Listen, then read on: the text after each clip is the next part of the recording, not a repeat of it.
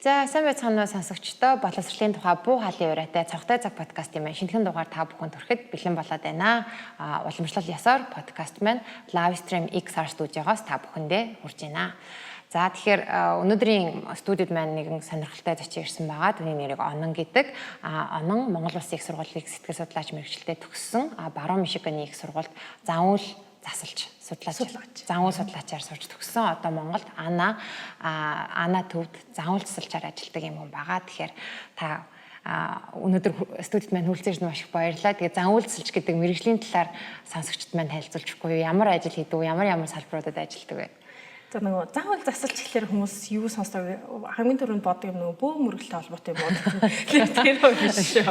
Сэтгэл судлалын нэг салбар байгаа юм. Тэгэд өөрөө болохоор яг заавал засал нь болохоор өөрөө яг шинэхэн шинжилгээ ухаан 1960-аад оноос л эхлээл за яг нэг шинжилгээ ухаан талдаа ороод энэ чинь гэмээр сурч байсан. Тэгээд заавал засалч маань ердөөс амьд организм хаана вэ? Тэнд ажиллаж авах боломжтой. Тэрэн тэгээд одоо шувуу байна уу, нохоо байна уу, бид нар байна уу хамаа байхгүй. Хаана шаардлагатай тэнд л ажиллаж байдаг. Тэгээ заавал засалч одоо бол яг заавал судлаач нараа ихэнх нь хамгийн их ажиллаж байгаа салбар нь болохоор аутизмтай хүүхдүүдтэй илүү чиглэж ажилладаг. Бус нь болохоор сургууль дээр эсвэл нөгөө organization behavior management буюу байгууллага дээр хүмүүсийн заавал хэрхэн яаж дэвшлүүлэх вэ, хэрхэн яаж сайжруулах вэ, тэрүүн дээр бас тулгуурлаж ажилладаг тийм салбар байгаа. За тийм мэдээж нөгөө нэг хүн биш организмнуудтай тулж ажилладаг бас заавал судлаач нар, засалч нар бас байгаа.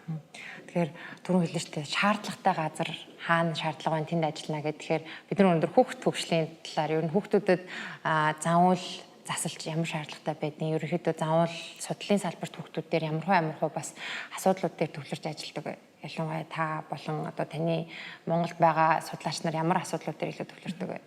Монголд бол нэг их яг одоохондоо нэг хөгжөөгүй байгаа. Гэхдээ ер нь бол одоогийн байдлаар яхааргүй нөгөө заавал судлалыг би өөрөө нөгөө аутизм мэрэгсэн болохоор аутизм талаас би эндээс нь оруулж ирээд байгаа.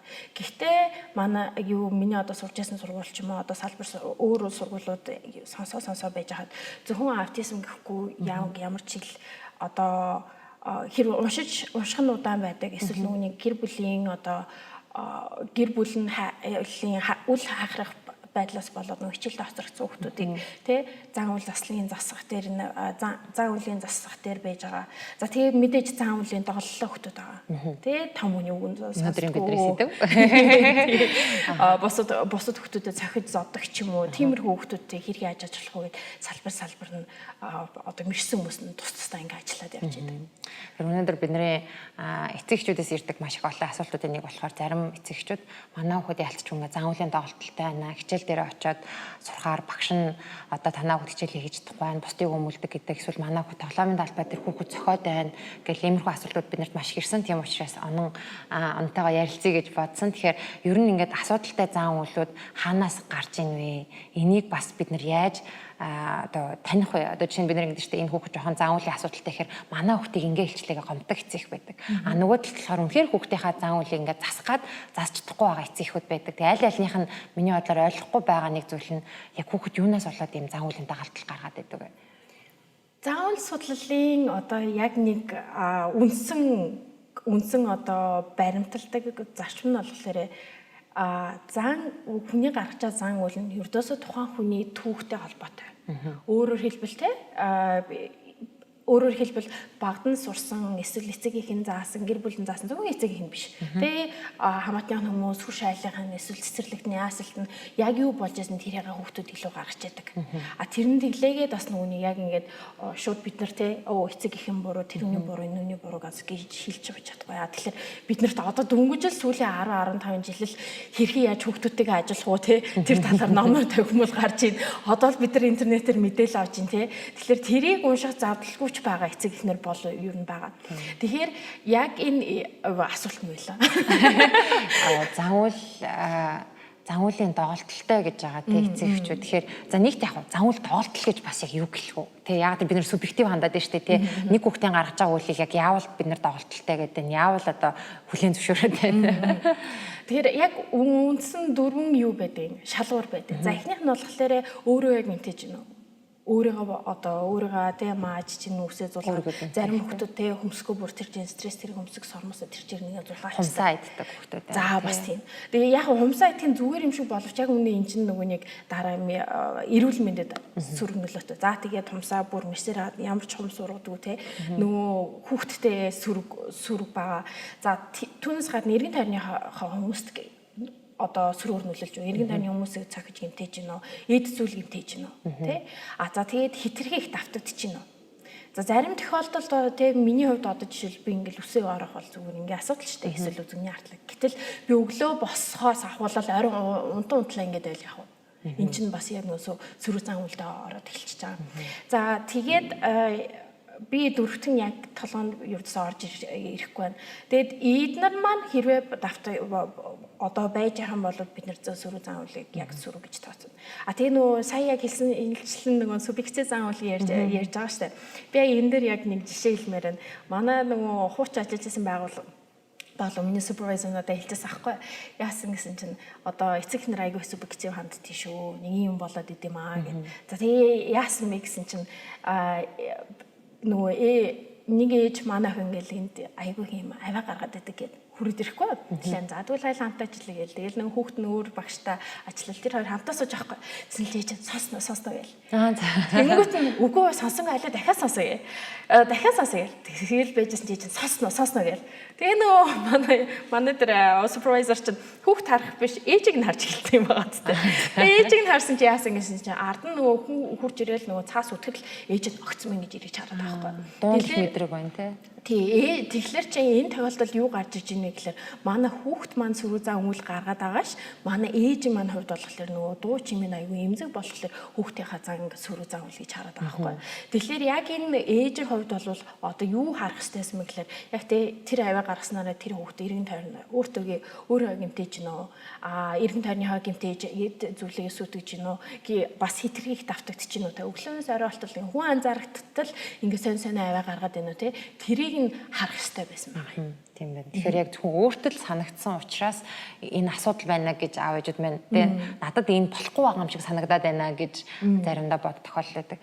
Тэгэхээр одоо ингээд аав ээжүүд саяны ингээд тодорхойлтын дагуу за эхлээд өөртөө ямар нэгэн байдлаар хохирол учруулж гинөө, гэмтээж гинөө тий бусдад бас төвөгтэй байдал үүсгэж гинөө, бусдыг гэмтээж гинөө, хохироож гинөө гэд энэ хүү шалгууруудын дагуу үзээд за үнэхээр манай хүүхэд нэг зан үйл гаргаад байгаа юм байна. Энэ сөрөг зан үйл юм байна гэж тодорхойлчлаа. Тэгэл энийг засах процесс хаанаас эхлэх вэ? Засах процессыг нь болохоор functional analysis буюу тухайн зан үйлийг хүүхэд яагаад гаргаж ийн вэ гэдгийг нэглээд олно гэсэн. Тэгэхээр үндсэн ер нь бол амьд организм чи байна уу, би байна уу те энэ тэнд ерөнхийлөгч байна хамаа байхгүй. Одоо Америкийн нэгдсэн улсын ерөнхийлөгч байна хамаа байхгүй. Бидний урагшаа нэг алхах, хаашаага нэг алхах ер нь бол яг дөрвөн үндсэн функцтэй л байж байгаа. За тэгээд тавтахыг нь болохоор сүлд нэг нэмсэн байгаа. Тэрийг дараа яриа. Эхнийх нь болохоор дуртай зүйл авахын тулд. Яагаад тэ бид нар ингээд ямар нэгэн зүйл хийдэг вэ? Тий, ямар нэгэн зүйл хийдэг. Яа бид нар ингээд бүтэн саржангаа ажиллаа, тийм мөнгөний төлөө ажиллаад. Яа бид нар мөнгийг үнэлээд байгаа. Яа гэвэл тэр мөнгөөр бид нар дуртай зүйл авдаг болохоор тий. Дараагийн нь болохоор зүгтах. Одоо жишээлбэл миний ам ингээд цангалаа би тухгүй байна. Тэгвэл би яах вэ? Би гүйж очиж уусна. Эсвэл гадаа халуун байна. Би яах вэ? Би сүүдэр хайна. Тэгээд тухгүй зүйлээс зүгтах. Зарим хүмүүсийн маань хувьд те нөгөө чанга дөрөв чимээ байнгут чи шүчихэд дараалал гараагүйдэг те тэр байна. За тэрүүний дараа анхаарал татах гэж байгаа. Нөгөө манай жоох хүмүүс чи яадаг вүлээ те нөгөө ээж аав гү гагаал гингүүт өдөөс нь хараад хот хотын нэнгүүд нь ээж аав нь тэрийг харж байсаал уулан л эрхлүүлээл тэнгүүд хүүхд улам инээгээл те тэр маань өөрөө нөгөө бидний хамгийн анхан шатны нөгөө анхаарал татах тийм арга хэмжээ чинь явж байгаа хгүй. За тэгээ хамгийн сүүлийнх нь болохоор мэдрэмжийн асуудал. Мэдрэмж бид нартай хинч хараг байхад бид нар ингээд үсээ оролцсон ч юм уу ганцаараа дуу аялцсан ч юм уу те эсвэл нөгөө нэг одоо юу гэдэг нөгөө утсан дээр айгүйх тоглолдог тэр чинь яагаад гэж яагаад гэл тархинд ирж байгаа одоо мэдрэмжийн дохиорээд нь штэ. Тэгэхээр энэ дөрвөн зүйлээс хамаарат бидний тухайн нөгөө зан үйлийг дахиж цаашаа нэмэгдэх үү хэмдэ байх уу эсвэл багасгүй гэдэг нь хамаарч идэг гэсэн.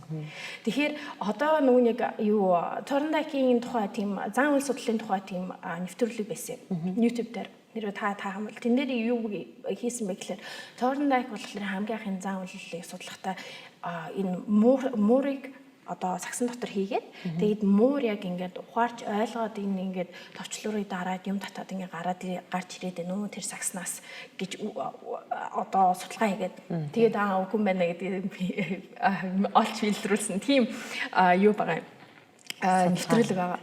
Тэгэхээр тэр нэвтрүүлэг дээр гарч ирсэн. Бид нар ингээл их тайван аз жаргал сайхан амьдрал хийлээ ярьдаг штэ. Тэнгүүд бид нар аз жаргал ирүүл инх гингүүл дотор ингээл гой мэдрэмж авдаг.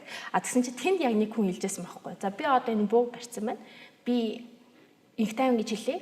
Тэгээ би энэ бууг ингээд дуургая.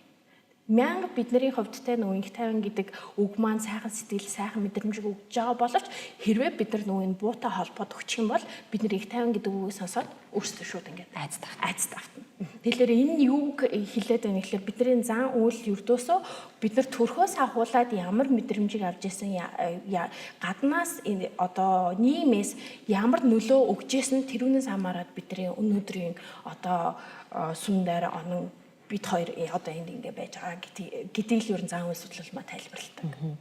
Тэгэхээр одоо хоёулаа сургуулийн насны хүүхдүүдийн тухай яриад байгаа. Орё одоо сонсогчд маань бас нэг тодорхой хэмжээний энэ бол маш том салбар бит хоёр одоо маш богино хугацаанд одоо өстой гялс тайлбарлаад өнгөрлөг. Гэхдээ илүү жишээгээр бас баяжуулаад тайлбарлая те. Түрүүн хэлжсэн миний жишээ татчихсан. Ер нь ингээ сургууль дээр за окей шууд жишээ татаад яриа. Ингээ анги дээрээ байгаад дандаа хажуудлынхаа хүүхдийн дэвтэр номыг авчдаг. Булаагаад авчдаг. Эсвэл одоо бага ангийн хүүхдүүдийг авъя те. Эсвэл ангийнхаа хүүхдүүд зүгээр сууж байгаа дуртлын хүүхдээ ингээл цохиолдаг. Ийм хүүхдүүд байдаг. Энэ хүүхдийг бид нэр сахилахгүй гэдэг те. Дандаа хөдөлгөөнтэй. Тэр энэ хүүхдүүдээр ер нь ингээд янз янзын аав ээжүүд нь авчвал онцлуулъя гэдэг байхгүй. Эдээ ичтэй юм шиг байна. Энэ юу нь ямар юм болоо манай хүүхд юу нь яагаад ингэж байгаа юм болоо. Жишээ нь тань дээр юм хүүхд ирвэл ямар хуу зан үйлийн та одоо яаж ажиглалт хийх үү, ямар хуу байдлаар даав ээж зөвлөх өгөх вэ? Би хамгийн түрүүнд нөгөө ABC analysis гэдэг тэр нь юу вэ гэхээр тухайн хүүхд тэр зан үйлийг хийхээс өмнө юу болсон дараа хийсний дараа юу болсон тэрийг би эхлээд судална. Тэгэхээр яах вэ гэхээр багш нартан дээр за яг нөгөө те хажуулаа хүүхдийн дэвтрийг авч ин тэрүүний өмнө юу болсныг та хүүхдээс мэдээд аваад бичээдэг. Дараа нь ясны тэр хүүхд ясны тэрийг бичээд аваад. Тэгэхээр тэндээс юу гарч ирэх вэ гэхээр нөгөө хүүхд маань анхаарал татах хичээж магадгүй. Магадгүй хажуулаа хүүхдэн те нөгөө нэг дуртай хүүхд нээж магадгүй уртлаа хүүхдэн дуртай хүүхд нээж магадгүй те шахардаг хүүхд нээж магадгүй. Тэнгүүд нөгөө хүүхд тэрийг булаа жаалаад нөгөөт нь хөөч яагаад аа ингээл гүйж очоод цохингуут нь тэр хүн тэр хавьда гоё мэдрэмж авдаг ч юм уу тий. А нөгөө талаас нь нөгөө тэр анхаарал татах гэсэн зүйл нь болохоор тэр хүүхдээсээ багшаасаа байж болно. Магадгүй тий тэр хүүхэд нөгөө нэг гадна магадгүй гэртээ анхаарал автгүй байж байгаа. За болио багшаас анхаарал авъя. Тэгээ багшаас аярж байгаа анхаарал нь ямар юм байдаг гэхээр магадгүй нөгөө багшийн чихийг халуусална гэдэг штэ. Тэгэхээр нөгөө дэвтэр авлаа тэнгууд нь багш нь анхаарлын татлаа тэнгууд багш нь хөөе оноо чи яагаад ингэж байгаа тэгж байгаа гэвэл нөгөө хүүхд чинь ухамсаргүйрээ тэндээсээ юу мэдэрч байгаа гэхээр би энд харагч чинь би энд үзэж чинь гэдэг мэдрэмж авдаг гэж намайг тоож юм. Тий. Гэтэл бүр цаашаага ухаад үзэнгүүт багштай ч холбоо гэж магадгүй. Ээж аав нь те ердөөсөө орж ирээд нөгөө магадгүй ээж нь хоёр нь ялах дүүтэйгээ аав нь гаднаас нь те айгу завгүй орж ирээл тэгэл хоолоо идэл нөгөө төр бүтэн өдөржингөө стресс ажилласан хүн ч утсан дээрээ байж байгаа ч юм уу зурагт үзчихэл унтаад өгдөө нөгөө хүүхдээ тоодгүй. Тэнгүүт багшаагаа чихийг халуусуулгууд багш нь гүйж очиод энэ аав ээж нь дуудлаа хэллээ тэнгүүт аав нь чи чи яагаад тэгж байгаа гүт нөгөө хүүхд маань ухалсаргүйгээрээ аавтайгаа хамт ингээд цаг өнгөрөөж байгаа мэдрэмж авч иж магадгүй байхгүй. Тэгэхээр бид нар зөвхөн нөгөө нэг энийг ингээд гаднаас нь дүгнээд гаднаас нөгөө ингээд хажуулаа хүүхдэд захиад байна гэд шууд бид нар дүнэлт хийчих болохгүй. Тэгэхээр нөгөө ABC-гээ аваад энэ дараа нь яаж нээж ин гэрт нь очиод тэг ээж аав нь загинсан байна уу байна уу гэдгийг мэдээлэл хүртэл энэ дээр чухал байгаа. За тэгэхээр анхаарал гэдэг дээр юм байж магадгүй. Гэтэл нөгөө талаас нь нөгөө хүүхдийн чинь хувьд магадгүй зүгтаах үйлдэл хийж магадгүй. Хүүхдийн дэвтэр авлаа өмөлөө тэнгуут нь багш нь гүйж очиод чи захирал дээр очиж гэдэг юм уу. Эсвэл нөгөө нэг хичээлийн дараа нөгөө шийтгэл болоод detention гэдэг байдаг шүү дээ. Ангиас гаргадаг. Тэр нь дуртай байж магадгүй. Эсвэл бүр хичээлийн дараа тусдаа нөгөө нэг өмнөсөн хүүхдүүдийг гэрийн даалгаврыг нь хийлгүүлэх гэдэг нэг өрөөнд байлгадаг. Тэгсэн чинь тэнд нь дуртай нөгөө ангийнх нь хүүхдэн хийж магадгүй. Тэгж тоглолдог тийм. Тэгэхээр би юу хэлэх гээд байна гэхээр яг эндээс нь хараад шууд өнгөж болохгүй. Яг эндээс нь хараад нөгөө шууд айгуу сайн хилэнгүү ийм жоохон мэдээлэлээр мөнгөлт хийж болохгүй. Тэндээс харин эцэг эхнэр багш нар юу харж болох вэ? Тэр бичээд ангаад яг ингээл нүдэнд чинь ингээ харагдаад байна. Зарим хүүхдүүдийн хувьд болохоор магадгүй хичээл одоо багш юм зааж хаад өрдөөс өмүүлэхгүй ээжсэн мөртлөө би дах цагааг эхлэнгүүт нөгөө хүүхд минь ингээ зулгаад эхэлдэг гэж байна. Яагаад гэвэл те би хичээл багш нь орж ийн ямар ч асуудал байхгүй гэсэн чинь нөгөө нэг би дах цаг эхлэх ёстой болчтой. Тэр хичээл ойлгохгүй хичээлийн хиймээргүй санагдаад нөгөө хүүхд маань магадгүй тийм сөрөг заавал гаргаж иж магадгүй байхгүй. Тэгэхээр бидний хувьд нөгөө нэг багш нарт хамгийн түрүүнд хэлэх зүйл бол ердөөсөө ABC дата хөтлөө тэр нь инженеэр хэлээд тэр хүүхд хажуудлаа хүүхдэд зохион өмнө юу болсон загсныхаа дараа тэр хүүхд болон эргэн тойрны ангид нь ямар нөлөө үзүүлсэн үргэлжлүүлээд гэрт нь багш нь тэ эцэг эхнэр нь ямар нөлөө үзүүлсэн тэрийг асуунаа л гэсэн. Тэр ABC-г дахиад хэлэх юм бол тухайн хүүхэд гаргаад байгаа сөрөг заавлыг гаргахаа өмнө юу хийв эсвэл ямар нөхцөл байдал үүсв тэгээд яаж одоо заавал гаргаад хамгийн дараа нь тэрний дараа хүмүүс яаж реакцлтайг бас харах нь байна тий. Тэгээд түрүүний нэг хэлсэн аюу байсан ингээд нөгөө хэрэг төвөг тариад байдаг хүүхдүүд би бас уншиж байхад нөгөө нэг хүүхдийн хэрэг гарсан бохгүй тэр болохоор аав ээж нь байдаггүй хүүхэд эмээ өвдөйгөө өсөж байгаа гадаадад л та. Тэгээд нөгөө дандаа айлаас орж одоо юм хулгаалдаг. Тэгээ ингээд цагдаа дээр ирдэг. Тэгээ нөгөө цагдаагийнхын газар бүр таньдаг болцсон. За нөгөө тоом чинь дахиад бүрээд ирлээ. Гэхдээ насан туршиг учраас ямар ч хэрэг одоо тэр нь их юм хулгаалдаг гэж байхгүй юу? Ерөөсөө юм шалахгүй юм хулгаалдаг. Гэтэл айл руу яваад орчдөг. Тэгээд тэрийг ингээд нөгөө сэтгэл зүйчтэй хамтраад энэ хүүхд яагаад ингээд баймаа хулгая гэдэг нүг гэсэн чинь цагдаагийн газрынхаа нөгөө тоом гэдэг хүүхдийг орж ирэхээр за манай тоом ороод ирлээ гэд тэгэхээр нөгөө гэртээ байхгүй анхаарал тэр халамж бараг л халамж хайрыг тэр цагдаагийн газраас авдаг болсон байхгүй. Тэгэхээр тэр цагдаагийн газар руу буцаж очих ганцхан арга нь дахиад нэг юм хэрэг тарих юм байна гэж ойлгоцсон. Тэр магадгүй бид нар нөгөө хүүхдүүдийг аав ээжүүд заримдаа бид нар анзаарахгүйгээр хүүхдэд хизээ хамгийн их анхаарал хандуулж өгөх хэрэг тарихаар ч юм уу тий. Оо яг. Тэгэхээр загинж хүүхэд өөрөлдөх юм бол нөгөө загинж байгаа өөртөө ингэж тулж ирж байгаа энэ харилцаанаас бас илүү одоо гой мэдрэмж аваад идэг учраас дахин ингэж хэрэг төвөг тарих гэдэг талтай байж болох уу тий. Ер нь бол тийм. Одоо жишээлбэл ингээл би гэртээ байжсэн чи орж ирэнгүүт чи юм хийсэнгүү чи тэгсэнгүү ингэсэнгүү чи хичээлэхгүй асан дүүгээ хаар ингэдэг гэл ээж аав талаас нь ингэдэг байл би хичээлээ дараа гэртээ орох үсэхгүй бараг үгүй шүү дээ. Тэрүүний оронд би чин газар гудамжаар явна. За гудамжаар найзуудтайгаа тэгэл лазер шүл бол ингээл явчихна. Гэтэл найзуудтайгаа лазер шүл явжсэн чи ахлах ангийнхан те эсвэл бүр 10 жилээ төгссөн. Гэхдээ одоо сургууль мургал ажил хийдгүү тийм хүмүүс өө чи ямар мундаг залуу байна тэр өөрийн болгоод өөрийн тэр хүүхдийг өөрийн бүлэгт авчих юм бол тэр хүүхд нөгөө аваадсэн хүсээдсэн мэдрэмж хаанс авч ийн гэхээр тэр бүлгээс авчиж байгаа. Тэгэхээр бид нар яг энэ тохиолдолд яах ёстой гэхээр нөгөө одоо Ирландд жишээлбэл яг би нөгөө хурал сууж исэн чи ярьжсэн. Яасан гэсэн чинь Ирландд нөгөө өсвөр үеийн хүүхдүүд нь юурдээс ямар ч consequences буюу үр дагавар байдгүй. Нөгөө хүүхдүүд чинь гэмт хэрэг хийн тэг хүн цахин ингэн тэнгүүд нь насан туршаагүй хүүхдгээд юурдээс шоронд ордогчгүй хүүхдийн засан хүмүүжүүлэх газар ч очтгүй. Тэгээд ингээд одоо би анх очив би бүр гайхчихсан аахгүй яасан гэсэн чинь ингээд зүгээр одоо CUGS эдгээр шиг энэ дэлгүүрийн гадаа нь ингээд том битэй хамгаалагч нар байж идэг. Тэгээ би бүр яагаад юу болоод яасан гэсэн чинь зүгээр өсвөр насны хүүхдүүд нөгөөж ороод тэнд зүгээр л сүтгэжэл гар яваад өгдөг. Тэгэхээр хамгаалалтай. Тэгсэн чинь тэнд яг ярьжсэн хүмүүс юу хийжсэн бэ гэхээр за ар гэр нь анхааралгүй байж болно. Тэгвэл тэр хүүхдэд ядаж нөгөө нэг гэрээсээ гадна цаг өнгөрөх тийм газрыг олгох хэрэгтэй. Тэрүүн дээр нь юу аах вэ гэхээр нөгөө заал одоо сагсан мөнгөний заал, спортын заал, эсвэл хүүхэд чөлөө цаг өнгөрүүлэх одоо бүжгийн талбай ч юм уу тиймэрхүү орлуулах зүйлийг олж иж бид тэр хүүхдэд нөгөө одоо тэр сүрэг мөн үлэр жишээ үзүүлээд байгаа бүлгээс одоо аврах юм ч одоо хайшин бай. Орхоос нь сэрэл тийм арга хэмжээ авах гэж үзэж байгаа гэдээ яг Ирланд эмэгтэй ярьжсэн. Тэр яг бид нар манай бас подкастт орсон Финляндийн жишээ яг ийм байлээ. Өсвөр насны хүүхдүүдийг нөгөө ар гэртээ асуудалтай байгаад ч юм уу те эсвэл сургууль дээрээ сайн хичээл хийж чадахгүй байгаагаас үүдээд буруу туршилттай болох магадлал хамгийн өндөр байдаг учраас спорт болон бүтээлч үйл ажиллагаар дамжуулж одоо ингээд цасан хүмүүжүүлнэ гэсэн үг шүү дээ те. Тэгэхээр энэ дээр түрүүн ярьсан нөгөө ар гэртээ стресстэй байгаад бид нар ингээд хүүхдтэйгээ ер нь ингээд багангийн хүүхд хичээл хийх процесс нь нөгөө уур бухимдалтайгаар аав ээжүүд хичээлийг хийлгэж таардаг те. Тэгэхээр энэ үед хүүхдүүд яг яавал илүү сайн төвлөрөх бол одоо бид нар ингээд би аяг зөвлөдөг байхгүй сайн урамшуул магт гэхээр манай соёлын онцлог нь хүүхдийг магтаж болохгүй гэдэг тийм одоо маш тогтсон соёлтой гэх юм уу. Тэгэхээр яаж магтаалаар дамжуулж хүүхдийг одоо хичээл хийж байгаа процессыг арай илүү таатай хүүхдэд тааламжтай болгох вэ? Магтаалыг ер нь яаж аав ээжүүд ашиглах вэ? Манай хүүхдүүд ч өөрсдөө бас ухаантай шүү дээ. Цаадал чинь магтуулчаад бас ингээд нөгөө гар бариа бөө барих гад тиймэрхүү юмнууд бас нэлээд гарна. Тэр үнд нь эцэг ихнэр хэтрхий автчих гэдэг болохоор магадгүй бас магтаалаас ингээд жоохон цогтаад гэж магадгүй. Магтаалыг бол бүр яаж шаагаад ямар нэг юм олдож л таараа. Та хүүхдээ ингээд аавсыг зурх гал нөгөө хүүхд маань те үзгээ зүг барьж чадахгүй байж байгаа зүг барьлаа тэгэл аавсыг хазгаадуулын үед дали ид зурлаа. Тэр үед нь та ядаж аавсыг гой бичиг өгчсөн үзгэн мундаг барьж штэ гэдэлчил болоо. Тэгээ бид нар чи өөрсдөө нийгмийн амьтад бид нар ямар нэгэн байдлаар ээж аав нарын зүгээс те чи хичээл нэг гэрийн даалгавраа чи биеийг даагаад хийцэн мэт ямар мундаг юм бэ.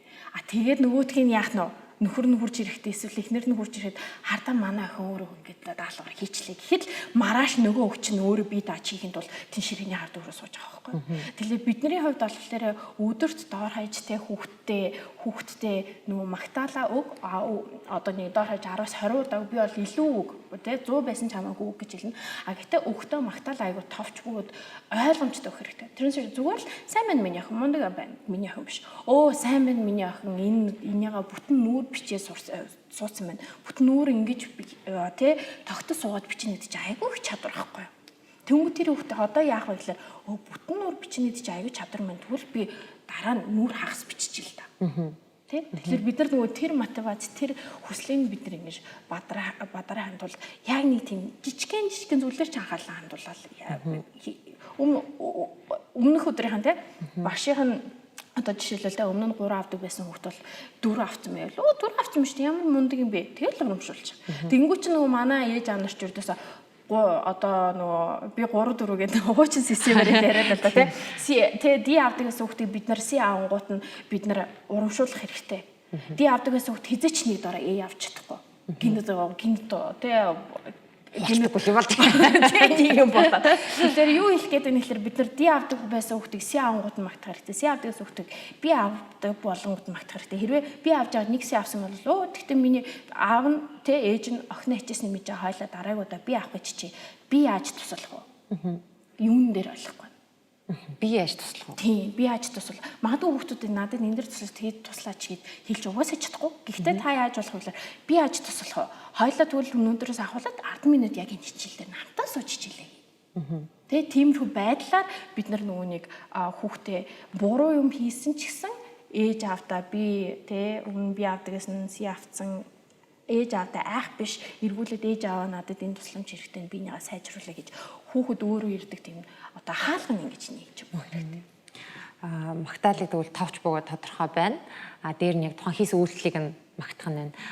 Тэрэн дээр бас одоо нэмж хэлэхэд эцэг эхчүүдэд нөгөө си аваад жис хүүхд би аваад ороод ирэхээр тэгтээ наа чи A биш байна гэж бид нэр хэлдэг. Яагаад тэр бид нар хүүхдийг улам одоо зоригжуулна, мотивацжуулна тийм магадгүй ингээ хэлчихвэл хүүхд маань илүү ингээд хор шарн хөдлөх байх гэж бодог. Гэтэл хүүхдүүдийн хувьд бол ялангуяа ингээд дөнгөж бага ангид байгаа хүүхдүүд бол нэг юм алсыг харж том юм харж арай чадахгүй учраас миний хийсэн хичээл зүтг миний гаргасан хичээл зүтгэлийг аав ээж минь үнэлсэнгүү дээ би хизээч хангалттай байхгүй байна гэдэг ч юм уу. Иймэрхүү мэдрэмж аваад эргээд улам шантарч идэм шиг санагдсан.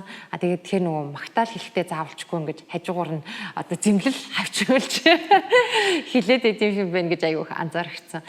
Түрүүн ингээд одоо урамшуулал шагнал дээр бид нар ингэдэж штэ гэрээ ажлыг хийхэд нь одоо ингээд урамшуул өгөхгүй юу? Одоо жишээ нь сургуулийн насны хүүхд байлаа, форма ирэхэд тавьчлаа. Бид нар бас тэгдэж штэ за гэрээ цэвэрлэх юм бол 1000 төгрөг өгье.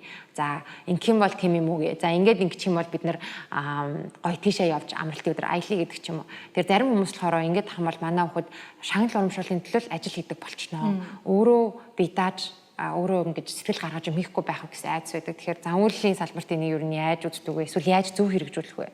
За яг энэ салбарт болохоор яг энэ чиглэлээр би надад бол уншиж мэдсэн байхгүй. Гэхдээ миний нөгөө ерөнхийн нэг иймэрхүү байж магадгүй гэсэн нэг арга барагцаа байгаа штэ. Тэрний тухай хэлж гэрийн ажлыг 2 хуваах хэрэгтэй. Нэг нь болохоор яг тухайн хүүхдийн насанд тааруулаад тухайн хүүхд мань хийдэг байх. ёстой ажлууд. Жишээлбэл те 8 настай хүүхдүүд бол орон ураадаг байж чадах хэвээр. Гэтэ бид нар бол тэрийг бол 4 настай хүүхдээс бол хүлээж чадахгүй. Авч чадахгүй. А тэрүүнтэй жилийн бид нар те одоо 12 13 настай хүүхдүүдийг бид нар аашаа зангаа угаагаад угаадаг те гэрийн бүх гişүүд аашаа зангаа угаад чаддаг багсдаг гэсэн шалгуур тавьж байгаа бол бид нар 6 настай хүүхдүүд бол тэрийг тавьж чадахгүй уучлаарай. Тэгэхээр энэ дээр яах вэ гэхээр бид нар нөгөө насанд нь тааруулаад за ийм наснда чи ийм ажил ингэж бие дааж хийдэг байх хэвээр. Одоо аав нь те хог гарах хайж байгаа. Гэтэ чи 9 нас хүрч байгаа бол чи одоо ингээ хог хайдаг болноо. 9 настай да. Тэгэхээр нөгөө хүүхдтэй бас давхар ингээд нөгөө нэг эртнээс за энэ ажлыг чи энэ нас хүрэхлээр ингэж хийдэг болов шүү гэд тавьчих бол нөгөө хүүхдийн чинь хувьд бас давхар нөгөө 9 нас өрөнгөд би чинь том хүн болохоор би чинь хог хайдаг болно те. Тэр мотивац нь бас давхар нөгөө нэмээд тэгээд тэгж хийх хэрэгтэй. Тэрүүнээс гадна харин нөгөө хүүхдийн чинь хариуцах ёсгүй ажлууд гэж байгаа штеп. Жишээлбэл арай тэг өсвөр насны хүүхдийг дүүгээ харах гэж болно. Бидний хувьд чинь нөгөө одоо л яриад байгаа нөгөө parentification гэсэн ойлголт байдаг. Гэхдээ тэр нь болохоор Монголд одоохон харганд орж ирээгүй гэж би бодож байна. Би монголчууд тэгж ярьж байсан би ердөөсөө одоо мэдэхгүй. Тэр нь яадаг вэ гэхээр нөгөө том ах эгчнэр нь дүүнэрийнхаа ээж аав нь ер нь бол ирсэндээ болчдаг. Гэтэл уучлаарай 13, 14, 15 та хүүхдүүд чинь өөрөөсөө мэдрээд өөрөөсөө тэ хүүхэд явж штэ тэ хүүхдээр байх хэвээр тэнд эцгийн үүрэг гараад эхэлчихэж байгаа хгүй. Тэгэхээр энэ тохиолдолд харин бид нар яах вэ гэхээр нөгөө нэг өсвөр насны хүүхдүүдийн хийх ёстой үүрэгүүд гэж байгаа. Тэр үүргүүдийг хийхдээ тэр хүүхд бол заавал хийх ёстой.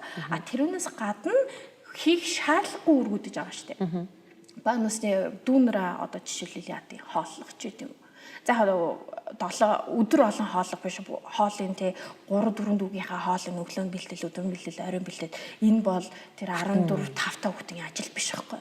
Тэгэхээр магадгүй тийм насны хүүхдүүдэд бид нар за чи юм ингээд ажил хоол хийгээд өгөх юм бол за тэгвэл чамд ингээд мөнгө өгье гэж болно. Тэгэхээр бид нар нөгөө үүрэг гэж байгаа. За тэр үүрэгт нь орохгүй байгаа үйл ажиллагаанууд дээр бид нар харин мөнгө өгч болно. Тэгэхээр яг өөрийнхөө хийх ёстой одоо жишээ нэг 13 настай хүүхдийн үүрэг дотор жишээ нь өөрийнхөө өрөөг цэвэрлэдэг, хогоо гараа хайдаг, ая тав угаадаг гэдэг нэг юм ерөнхий юмнууд байгаа шүү дээ. Нэг 13 настай хүүхдүүд эдгээр зүйлсийг хийхэд нь бол заавал урамшуулаад за чи энийгээ хийчихвэл гээл ах юм бол энэ үйл нь баг магадгүй нөгөө заавал шагнал авч иж хийдэг үйл болж магадгүй юм байна те. Одоо заав шагнал хийсэн илүү бас нөгөө нэг хүүхдийн нөгөө нэг үүрэг хариуцлага ухамсарлах. Одоо би энийг зааварсан бол би энийг цэвэрлэх ёстой. Энэ миний өөрөө би энийг цэвэрлэх ёстой. Одоо за үнээл хэлээ би өөрөө ч бас өөрийгөө байнга төгсөж цэвэрлэх үү. Тэгээс үргэлж том яриад байдаг. Тэгэхээр юу хэлэх гээд байна гэхээр тэр нөгөө нэг дадлыг нөгөө суулгах чинь айгу чухал.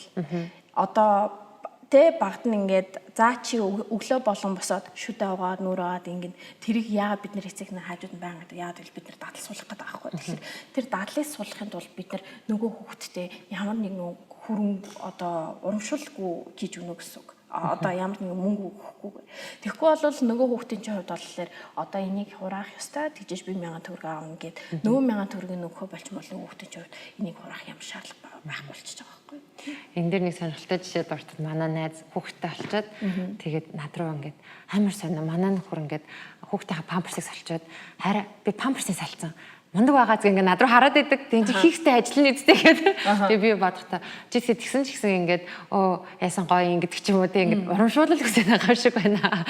Яа тэр тухайн хүний хувьд бол нөгөө шинээр сурж байгаа үйл байгаа байхгүй тий. Өмнө нөгөө огт памперс салж үзээгүй өссөн хүмүүс байж болно шүү дээ тий. Амьдралтаа тийм анх удаага салчаад нөгөө чи тэрийг баярлаа хараа гэдэг ч юм уу ингээд өнгөрөөчгүй энэ хүний хувьд бол яг шинэ ур чадвар олж авч байна.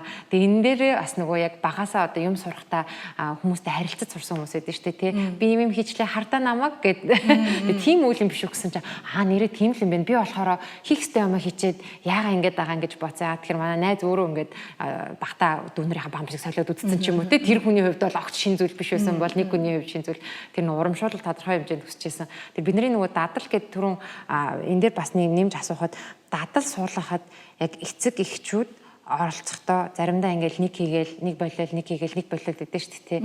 Энэ яг ямар хуу бас сөрөг үр дагавруудтай байдаг вэ? Одоо чинь би бас зарим нэг зүйлийг ингээл хүүхдээ айгүй сайн ингээл хийлгүүлж байгаа л тэгэл нэг хэд хоног завгүй болоод ч юм уу нөгөөдгөө мартагдал тэгэл буцаж орж байгаа байхгүй юу? Тэгэхээр энэ хооронд бас хүүхдэд ямар хуу сөрөг үр дагаврууд үүсч болох вэ? Дадал суугаад бол ер нь тогтмол байх нь бол үнэ хэрэг чухал. Бид нар чинь насан турш бид нар хүртэл нэг өглөө нэг уучлаарай 7 цаг 6 цаг 5 цаг сэрдэг дадлыг суулгах гэж бид нар өөрсдөө яаж зовдөг лээ. Тэгэхээр хүүхдүүдийн хувьд нөгөө эзэн уусын маа гүйж очоод юунд крантын шууд хийдэг тэр дадал чинь бас нөгөө нэг суухад бас хэцүү.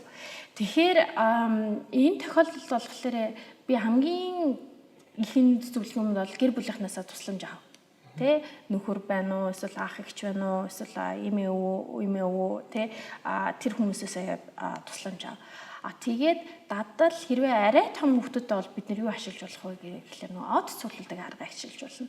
Арай том хүмүүстэй арай том нэг 8-тай 9-тэй ч юм уу. Тэгэхээр тэр хүмүүстэй яах вэ? За жишээлбэл нөгөө өглөө ор хураахыг дадлаа штэ. Тэгэхээр та хүүхдээс заримдаа хүүхдээс ирэхээс өмнө гар авчдаг бол та ороо ороож нөгөө тэр их хямчдаггүй. Магадгүй бас давхар дүүтэй байгаа болохоор таны байхгүй үед ингээд юу аав нь жишээлбэл 2 дүү нуцлаад ор хураасан мэдхгүй тэгэл өглөө 8 цагт гараа явж байгаа шүү дээ. Тэгэхээр энэ тохиолдолд нөгөө од цуглуул хараа ашиглаж болно.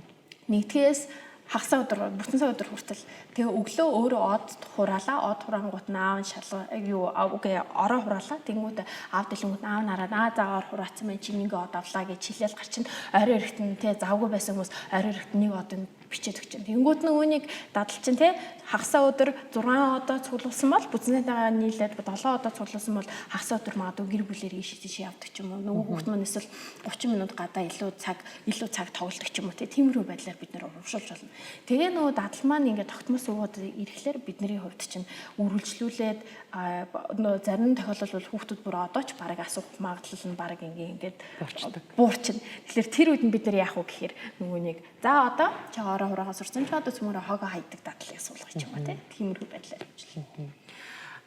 Сургуулийн орчин эргээд нөгөө сургуульд одоо ингээд дадлыг ярьж штэ тэгэхээр сургууль дээр ч гэсэн явж байгаа үйл ажиллагаанд нь аав ээжүүд нь яг зарим зүйл бол заавал байх хэрэгтэй гэдэг хүүхдээ аяgus ойлгуулах хэрэгтэй юм шиг санагдсан. Ягаад тэгэхээр манай хүүхдийн нөхцөл байдал юм учраас ингэчээд хүүгээ нөгөө сургууль чинь бас нэг дадал суулгах гэдэг байгаа шүү дээ. Заавалчгүй. Тэгээ дандаа гардаг нэг юм юунууд гэдэг байхгүй хүүхэд өөрөө пеналендах юм хураагаад ирэх хэрэгтэй мó гэдэггүй манай хүүхд юм хайзан гэдэг ч юм уу тийм. Үгүй энэ тохиолдолд хүүхэд яг өөрөө энэ түрүүн ярьсан consequences боёо үр дагаврыг ойлгодог байх хэрэгтэй. Юм хайцсан тий. Тэгээд энийг хайцсан учраас ч одоо энийг ашиглаж чадахгүй, хичээлээ хийж чадахгүй гэдгийг нь хэлээд тухайн өдөр одоо за яг багш нь нэмээд маа ингээд үзгээд өгсөн ч байсан. Дараа өдөр нь заавалчгүй чи өөрөө юм авчаа гэдгийг нь байн хэлж ярьж явахгүй бол бид нар нөгөө энэ чинь нөгөө нэг дадал штэ тий өөрийнхөө юм хямгадаад авчираад буцааж авах гэхээр энэ бол нэмэлт одоо тухайн хүүхдэл өөрийнхөө юмдаа хариуцлагатай болж сурж байгаа амар том процесс. А бид нар урдуур нь ороод за ганц удаа орхиод виз ганц удаа хаяал виз гэдэг ах юм бол тухайн хүүхдэд нөгөө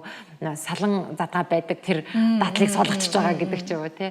Тэгэхээр яг сургуулийн орчин хүртэл ингээд сурж явж байгаа гэдэг өөрөө маш том дадал суулгах процесс байгаа байхгүй тий.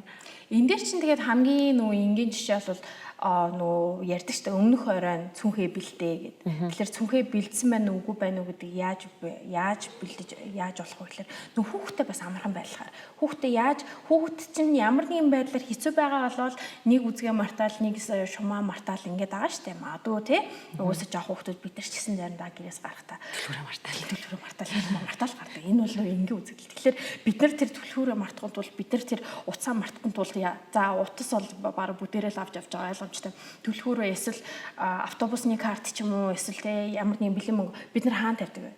Бид нар үүдэн тавьдаг. Тэгэхээр яа бид нар үүдэн тавьж байгаа гэхээр бид нар үүдээр гарахтаа бид нар хараад нөгөө тэрийг ингээ хараад энд юм бартаг байна. Окей. За би гарч болно гэдэг даталцуулсан байхгүй. Тэнгүүд бид нар нөгөө орж ирээд төлхөөрөө аваачаад зочны ширээн дээр тавьчаад тэгж явж байгаа маргаашуулаа гарлаа. Энд юм байхгүй шууд гараа явдаг. Тэ? Яг тэрүүнтэй ижилхэн нөгөө манай хүүхдүүдийн маань хувьд бас яг тийм дадал байхгүй байхгүй. Нөгөө шугам байхгүй байвал шугам би хийх ёстой гэж бодохгүй. За бүгдийг нь хийцэн байна гэл явчихж байгаа байхгүй. Тэгэхээр нь урдаа байгаа юмыг л далд хийдэг баг тий. Тэгэхээр яг вэ гэхээр бид нар нөгөө хүүхдүүдээ арай хялбар амар байлгууднаас бид нар яаж болох вэ гэхээр нөгөө ширээнийхэн дээр нь ч юм уу энэ чи авч явах хэрэгтэй. Пенал нь юм байх хэрэгтэй гэд бүгдийг нь ингээд нөгөө нэг бичээд тэгээд хүүхдэрээ чеклүүлж болно. Хамгийн анх хийж байгаа хүмүүстэй за пенална үзэг хийсэн байна. Чек. Харандаа байна. Чек. Боллууд байна. Юу шуум байхгүй. Шуум хаана энд байна. Шуум хийлээ. Чек. Тэгээд ингээ хийгээд ирэнгүүт нөгөө хүүхд чинь хийлээ 70 хэлээ. 2-3 сарын дараа тэрийг байн гардаг гэсэн хүүхд чинь шууд ингээ хараад шуум юу гэд нөгөө дараалаач бүгдийг хараад пеналаа 70-ыг л зөндөө хийдэг болох байхгүй. Тэгэхээр энэ дээр нөгөө эцэг эхнэр бас нөгөө хүүхдүүдийн чи салан задаа байна, чи юм байна, тийм байна гэхээсээ илүү магадгүй тэр хүүхдэд маань угаасаа ер нь бол их хүүхдэд бол тийм. За яг хөөстө зарим хүүхдүүд бол арай гайгүй ч магадгүй тий. Ихэнх хүүхдүүд тийм болохоор бид нар яаж энэ дээрээ жоохон ингээд struggle буюу жоохон зовоод байгаа хүүхдээ яаж тус болох вэ тэр талаас нь хараад хэрвээ та өөрөө оролцоод хажууд нь заа шуум байна уу үзэг өгнө гэж хэлэх боломж авахгүй бол ядаж тухайд маань хараад биелүүлэх хийх эн чинь би ингэж хийх ёстой шиг гэсэн тийм сануулга юм хийж. Тэгэхээр түрүүний нөгөө од суулуулах тэгээ санийн пеналандах доторх бүх юм бэлэн байна уу гэдэг чинь ердөөсөө л нөгөө хүүхдийн маань тэр гаргаж байгаа цагаан үлээ тогтмол болгоход нь одоо тусалж байгаа хэрэглэгдэхүүнүүд л дээ. Тийм, visual aids буюу одоо харааны тусламж гэж хэлдэг. Одоо зурхан тусламжууд байж болно те. Ялангуяа 1-р ангийн хүүхдэд унш сураагүй байдаг учраас яг ингээд авч явах зүйлс ихэн зургийг тавьж байгаа, төснөгт хийгээ, за яг чек гэд.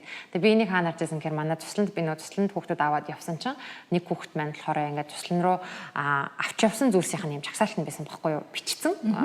Тэгээд авч явахдаа ингээд нөгөө бэлтэж байхдаа ээж нь өөрөөр нь бэлдүүлсэн юм байна. Авч явах юмнуудыг. 3 ширхэг татвар хувцас, тэдэн ширхэг гүмэд, тэдэн ширхэг падвалк, тэгээ нэг малгай гэл тэгэл сайз гээд ингээд чагсаалт гаргаад тэгээ ингээд авч явахдаа өөрөө тэрийг бүгдийг чек хийгээд бэлтээд тэгээд хойно дахиад нэг бага нэсэн байхгүй. Тэр нь юуны бага гэсэн чинь буцаж ирэхдээ энийгээ бүгдийг тулгаж ирнэ гэж байгаа байхгүй. Мундаг ээж байгаа. Тэгээ би тэрийг харчаад үгүй энийг би харсан бол би тусланд яг бүх хүүхдэд тараагаад өгч байсан байна те. Яагаад тэгэхээр эн чинь ингээд хүүхдээс бид нэр ингээд юмаа хайчлаа, хямгцсангүй гэж яг нахаас илүүтэйгээр тухайн хүүхд магадгүй тэрийг өөрөө хийгээ сууж захтаа өө би тэрийг хайцсан байна. Өө би энэ нь дутуу байна гэж ингэж эргцүүлэх бас боломж үүсэж байгаа. Тэгэхээр хүүхдэр өөрөөр нь ингэж хэлэх нь хүүхдээ өөр юм илүү хариуцлагатай, айрвч гамтай байхад бас сургадсан байна гэж бодсон. Айгу хөөрхөн байсан. Тэгээ яг өшөө бас нэг асуулт байна. Би өөрөхдөө янз янзын кейсүүд цуглуулад эндээс асуугаад байгаа. Нэг асуулт болохоор айгу ингээд босч явдаг хүүхдүүдийн асуудлууд сүлд над дээр их асуусан. Манай хүүхд хичээлийн голоор босоо явцдаг гинэ. Багш нь одоо ADHD буюу одоо анхаарал татмагшил хэд хөдөлгөөнд хэмжтэй хүүхд юм шүү байна гэж явуулчлаа гэд. Тэгэхээр нэгт энэ оншиг одоо хит их тавьж байгаа. Одоо ер нь бол бид нар чинь дур мэдээ онш таах ирэхгүй хүмүүс багш нар болон сургуулийн захиргаа болон онш таах ирэхгүй зөвхөн одоо мэрэгжлийн эм сэтгэл зүйч нар онш тавьдаг боловч Монголд өнөөдөр одоо багш нь аутизм гэсэн багш нь ADHD гэсэн манай хүүхэд асуудалтай байна гэдээ аав ээж айцд авчирчдаг. Тэгэхээр нэгт энэ онш таах талаар ялангуяа нэг аутизмтай хүүхдтэй ажилтдаг юм чинь те онш таах процесс ямар байх хэрэгтэй байдیں۔ Нөгөө талаар магадгүй тэр нөгөө босч яваад байгаа яг аутизмтай хүүхдийн биш зан үлээд байгаа байхгүй те одоо аутизмгүй хүүхд ч гэсэн гаргадаг зан өөртөө те хичээлийн голоор босоо явчихдаг ангиасаа гараа явчихдаг эсвэл гараад гүйчдэг одоо ингээд талбайгаа тойрол амар хурдтай гүгээд байдаг ч юм. Тэр энэ зан үйлүүд нь ямар одоо шалтгаантай байж болох вэ? Зан үйлээс нэг төрүүлбэ нөгөө багш нарын юм ярьж байна. Тэгээ багш нарын хувьд чинь бас яг нөгөө нэг нэгдүгээр онцлох ирэх байхгүй тий. Гэтэ бас нөгөө нэг шууд эцэг эхнэрт бас эдэж танаа хүүхд ADHD-тэй юм шиг өнгөж очиод ингээ онцлуулъя ингээ шууд хэлсэн. Тэгэхээр энэ тохиолдолд болохоор нөгөө бидний хувьд болохоор мэдл эцэг эхнэрийн хувьд ч гэсэн багш нарын хувьд ч гэсэн яг ADHD, аутизм, оюуны хөгжлийн бэрхшээл эдгээр хооронд ингээ ялгаж чаддаг. Дауны синдромын аутизмтай бас холбоо тий холдог. Тэгэхээр ийм нөхцөл байдал үнэхээр гараад ирэнгүүт нөгөө багш нарын зүг эцэг эхнэрийн зүгээс энэ хүн юугаа мэдтiin гэсэн хандлага гаргадаг тий. Тэрүүнтэй бас ижилхэн магадгүй те гэрийн дунд нь аутизмтай хүүхдүүд байж магадгүй аутизм аягүй сайн ялгадаг хүн бийж магадгүй шүү дээ. Тэнгүүд та би одоо бид нарыг л ингэ бодоод үзэхэд бид нар те дотныхоо хүннийх нь хүүхд нь за байна да гингүүт бид нар хэлж чаддаггүй. Хэлчих юм бол шууд өөрснөө хамгаалт үүснэ гэжтэй. Тэнгүүд нөгөө багш нарын ч бас хэлж чадахгүй. Тэгэхээр энэ тохиолдолд бол яг нүунийг би одоо ямар ёс зүйн зохицуулалт ямар одоо улсаас зохицуулалт хийх ёстойг мэдэхгүй. Гэхдээ хэрвээ эрт оношлуулчих юм бол тухайн нөгөө эцэг эхнэрийн жагаа зайж байгаа зүйл нь оношлуулчих юм бол манай хүүхдийн духан дээр насан туршдаа ADHD явна, аутизм явна. Тэгээд нөгөө нийгэмд ороод ирэнгүүт тэр нар эргүүлээд манай хүүхдийг те магадгүй хүний нөөц нь ангийнх нь хүүхд нээж хараад Тэр маань ингээ энэ аутизмтэй гэж онцлогдчихсан энийг ажил авахгүй гэх магадaltaй байхгүй. Тэгэхээр тийм юмнаас айгаад нөгөө эцэг эхнэр ч онцлуулахаас айж байгаа. А гэтэл нөгөө багшийн хувьд чинь багш нарын хувьд юу болоод байна гэхээр нөгөө эцэг эхнэр нь хүлээн зөвшөөрөхгүйгээ байгаагаас болоод багш нарыг шууд үгүй чи манай хүүхдэд та манай хүүхдэд анхаарал хандуулахгүй ингэхгүй нэгэд ердөөс нөгөө шаардлагатай тусламжийг авдаг. Тусламжийг авахгүй байснараас болоод нөгөө хүүхдийн маань зан үйл нь улам хүндрээд явчихдаг. Тэгэхээр айл талдаа нөгөө нэг мэдээлэл өгөхгүй байж болохгүй бас мэдээлэл одоо 100% шууд ADHD-тэй байна гэдээ өгчиж чадахгүй. Тэгэхээр энэ дээр бол нөгөө манай багш нар маань өөрсдөө айгуу тийм уян хатан айгуу зөв үгээ сонгож мэдрэмжтэй ярих шаардлагатай болж байна. Яг тэр багш нарт би эргүүлээд юу таах вэ?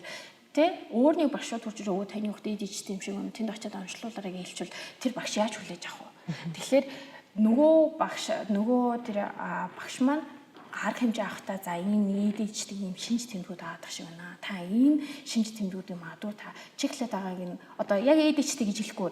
Та энэ шинж тэмдгүүдийн аль нэгээ гарч та энийг бөхлөөд өгчиж болно. Аутизмын асуулгууд аутизмын энэ дээр бас байгаа. Тэгээд тэр нь үнэхээр өндөр гарч байгаа юм бол та энийг бариад ингээд энэ хүн дээр хандаад уцах юм уу? Арай бас зүйлнэр хэлж болох юм. За энэ бол аюу том сэдв болчихсон. Тааш явал явах гэдэг. Хүүхдүүдийн хувьд болохоор яхааргүй нүуний over diagnosis буюу хитрхи их одоо онцлоо тэтгэх ADHD-тэй гэд ярьж иж магадгүй. Энэ дээр болохоор нөгөө бас нэг юм ярихад бас нөгөө багш нарын хувьд ADHD-тэй гэд онцлогдчих юм бол нөгөө багшийн чи нөгөө эцэг эхнэр нь ADHD-гийн ямар нэгэн тийм юм аваа хүүхдээ одоо тусламж авах шаардлагатай байна гэд бас тусламж аваа гэд бас орхичиж магадгүй гэсэн нөгөө эцэг эхнэрээс танаа хүүхэд ADHD-тэй учраас угаасаа сурч чадахгүй учраас та нар ингээд нэмэлт багш аав гэдэг ч юм уу. Би бол энэ хүүхдэд ажиллаж чадахгүй нэ гэд бас тийх тохиолдлууд ганцны гардаг юм байл л дээ. Тэгэхээр энэ тохиолдолд болохоор би яг үнэхээр оншилж чаддаг хүмүүсээр нь би онцлуулах юм бол ер нь л хэрэгтэй. ADHD-тэй байлаа гэх тэр нь ердөөс муу зүйл бол биш. ADHD-тэй айгүй олон амжилттай явсан хүмүүс байгаа. Тэгээ ADHD-гийн нэрэн дээр байгаа шүү дээ. Зүгээр л анхаарлаа удаан төвлөрүүлж чаддгүй. Эсвэл нийт төвлөрүүлэхлээр ердөөс хажууд нь юу ч болж исэн. Одоо анхаарлаа сарниулж чаддаггүй. Тэгээд hyperactivity гэхлээр айгүй хөдөлдөг наашаа цааш хөдөлдөг. Тэгэхээр бид нар энийг нь ашиглаад бид нар нөгөө хүүхдийнхаа магадгүй те нөгөө нэг энергийн зарцуулах тийм арга хэмжээ одоо авах хэрэгтэй байхгүй нөгөө hyperactivity дотор нь ингээл бид нар чинь заримдаа ингэдэг шүү дээ хөдөлмөр санагдаал тийм ингээл гүүмэр санагдаал огцсон тийм. Тэгэхээр манай хүүхдүүд маань тасралгүй тийм мэдрэмж байж нэгэ бодолтой. Тэгэхээр чинь нөгөө нэг те дөнгөж 6-таа хүүхд уучлаарай 6 настай хүүхдэд 40 минут ширээний ард сууна гэдэг бол уучлаарай байхгүй. Энэ өөрөө угаасаа үзэгдэл. Тийм болохоор энэ тохиолдолд нөгөө хүүхдтэй тохирсон тийм арга хэмжээг авах хэрэгтэй. Тэр хүүхдийн анхаарлыг яаж удаан төлөвлөрүүлж чадж чинь, юунд илүү анхаарал хандуулж чинь, тэр хүүхдийн заавар дуртай холбоотой хичээлээ заах. Тэрийг нь яах нь эцэг эхнэр маань дэмжиж тийм заавартай холбоотой юмнууд одоо стикерийг багшд нь өчөж болно. Тэгвэл багш нь анхааралтай суугаад хийсэн тохиолдол болгонд яах нь дэвтэр дээр нь заав наад өгч хийж болох нь шүү дээ. Нэг тиймэрхүү бас арга хэмжээ байж болно. Гэтэ энэ бол яг ерөнхий мэдээлэл шүү. Маш ерөнхий хүрээл дуусч байгаа юм. Тэгээ ягаад бид нар энэ асуудлыг хүндэж байна гэхээр хүүхдийг ер нь ингэж 40 минутаар олон цагаар суулгана гэдэг өөрөө ингээд их хүнд хөдөлмөр байдаг. Бид нар ч гэсэн хүүхд насаа сандах юм бол сургууль дээр яаж залхуу хурж ядарч залхаж те ангиасаа гараа явчмаар санагдал. Тэгэл ямар хичээл дуртай гэхээр бинт амир зураг гэж хамгийн хүүхэд чөлөөтэй байж болдог хичээлүүдтэй хамгийн дуртай байдаг. Тэгэхээр бид нар нөгөө онш тавхаасаа өмнө магадгүй тухайн хүүхдэд тухайн үйлдэл зан үйлээ ихэд ямар нөхцөл үүсээд байна уу те юунд таалагдахгүй байна уу бас юунд тохирохгүй байна уу зарим хүүхдүүд жишээ нь арай одоо хойно анхаарал нь илүү сайн төвлөрч сурдаг хүүхдүүд байдаг. Эсвэл нөгөө аюу тийм чив чимээгүй нөхцөлд анхаарал төвлөрдөг ч юм уу тийм янз янзын бас мэдрэхүүн онцлогуд гэж хүүхдүүдэд байдаг. Бид нар бол тэр болгон анзаарахгүй ч гэсэн хүүхдүүд өөрсдөө дуртай орчныг өөрөө ирэхгүй ингээ мэдрээд байдаг. Тэгэхээр тэр зүйлсийг анхаарахгүйгээр шууд энэ хүүхд угаасаа л ийм учраас бид нар энэ хүүхдэд хичээл зааж чадахгүй гэж одоо юу яаж лейблэх гэж тэ бид нэг ярилэг тавьчих бас болохгүй. Нөгөө талаар ямар нэгэн асуудал байгаа бол эцэг эхтэй нэг гоё ярилцаад хамтраад одоо ерөнхийдөө сургуулиуд дээр бол дэмжлэгийн баг ажиллаж байгаа. Дэмжлэгийн баг гэдэг нь тухайн одоо хүүхдийн ангийн багш, нийгмийн ажилтан, сэтгэл зүйч хэрэг байдаг ба сэтгэл зүйч. За тэгээ зарим тохиолдолд бас сургалтын менежерүүд нь орсон байт юм лээ. Тэгээ энэ дэмжлэгийн баг яадаг гэхээр суралцсан дэмжлэг хэрэгтэй байгаа хүүхдүүдтэй яг эцэг эхтэй нь уулзаад тэгээ хүүхдээр нь гарч байгаа ямар бэрхшээлүүд байна, суралцахад нь яаж сургууль нөлөөлөд байна гэдэг талаар ярилцаад тэгээд зөвлөгөө дэмжлэг үзүүлэх шаардлагатай. Түүний шууд аав ээж нь аваа яваад одоо учрыг нь олоод аваад ир гэх зорилготой биш те. Яагаад эцсийн үлд тухайн хүүхдэр нь ангидаа сураад тэр сургуультай яг боловсролын үйлчлэгийг авах хэрэгтэй. Тэгжээж бас нийгэм шин бусад хүүхдүүдтэй найзлан хамт олонтой болно. Хөтөлбөрийнхаа дагуу сурна. Ийм учраас дэмжлэгийн багт бас эцэгчүүд маань хандаж болно. Гэхдээ түрүүн яг нөгөө онон гэмэн зөвснөөр те яг ямархуу нөгөө ADHD мөн эсхийг ингээд хэлэхдээ их эвтэйхэн мэдрэмжтэйгээр хэлэхгүй бол ямар ч хүнд чил танаа хөө тим гээл гэх юм бол хүн пал хийгээл тэг ерөөхдөө илүү дефенс буюу ингээд хаагддаг те шууд өөрийгөө хамгаалаад юу ярьж байгаа яаж байгаа ингээд эхэлдэг. Тэрнээс болоод гол хохирдог юм байна. Хүүхэд маань авах ёстой дэмжлэгийг авч чадахгүй ингээд цаг алдаал аав ээж багш нар хоорондоо ингээд үзэлцэл тиймэрхүү тохиолдол бас их ажиглагдж байсан. За өшөөнийг нэг одоо сонирхолтой кейс бол яг бага насны хүүхдүүдэд ажиллаж байгаа. За нэг 6-7 8 та хүүхдүүд худлаа ярьдаг. Тэгэхээр худлаа ярих нь одоо сүрэг зан үйлдэ орох уу? Тэгээд саяхан нэг хүүхд над дээр ирээл ярихгүй юу? Манай аав ийм ажил хийдэг, ингэдэг гэл тэгэл нөгөө би нөгөө хүүхд таньдаг болохоор мэдэж байгаа байхгүй нөгөө худлаа ярьж байгаа. Гэхдээ нөгөө хөөрхөн одоо би зүгээр л манай таньдаг үний хүүхдийн би чинь хөрдөл юм яриулаад тэгснөө тэгээ яасан чи яасан гэл ярангуут нөгөө зарим юм үнэн зарим юм худлаа ингэ ярьж байгаа байхгүй. Гэхдээ хэрвээ би багш байгаад манай хүүхэд худлаа ярьж байвал би тэр заавлыг яаж одоо залруулах вэ? Яагаад тэр магадгүй тэр хүүхд дараа нь маш том асуудал дээр тийм болоогүй мэтэр худлаа ярих ч юм уу те. Гих мэдчлэнгээр одоо ингэ нөгөө энэ худлаа ярих чинь бас асуудал үүсгэж болно шүү дээ. Хөөрхөн гимгүү цайлган худлаа ярьдаг тий хүүхдүүд. Тэгэхээр бас яг ямар үед нь сүрэг зан үйлдэ орох уу? Энийг бас яаж залруулах вэ? За яг энэ тал дээр бол би өөрөө нөгөө туршлагагүй болохоор худлаа ярьдаг одоо худлаа ярьдаг хүүхдүүдэд би ажилласан туршлага байхгүй болохоор би яг 100% илчиж чадахгүй байна. Гэхдээ нөгөө худлаа ярих маань өөрөө яаж үүссэн байж байх магадaltaй вэ гэхээр нөгөө анхаарал татах ямар нэгэн нөхцөл байдлаас зүгтааж иж бас магадгүй. Анхаарал татсан нь яадаг вэ гэхээр хажууд нь тань нэг хүүхэдтэй айгуу тийм үнтэй утастай ч юм уу хурж ирэл манай аав юм захирал ингэдэг гингүүт магадгүй тэ өөр нэг хүн тэр хүүхдэд илүү анхаарал хандуулаад өөрт нь анхаарал хандуулаа гэж болно шүү дээ. Тэнгүү тэр хүүхд юу сурж байгаа гэхээр би манай аав захирлыг хэлчих юм бол би ийм хэмжээний анхаарлыг авах юм байна.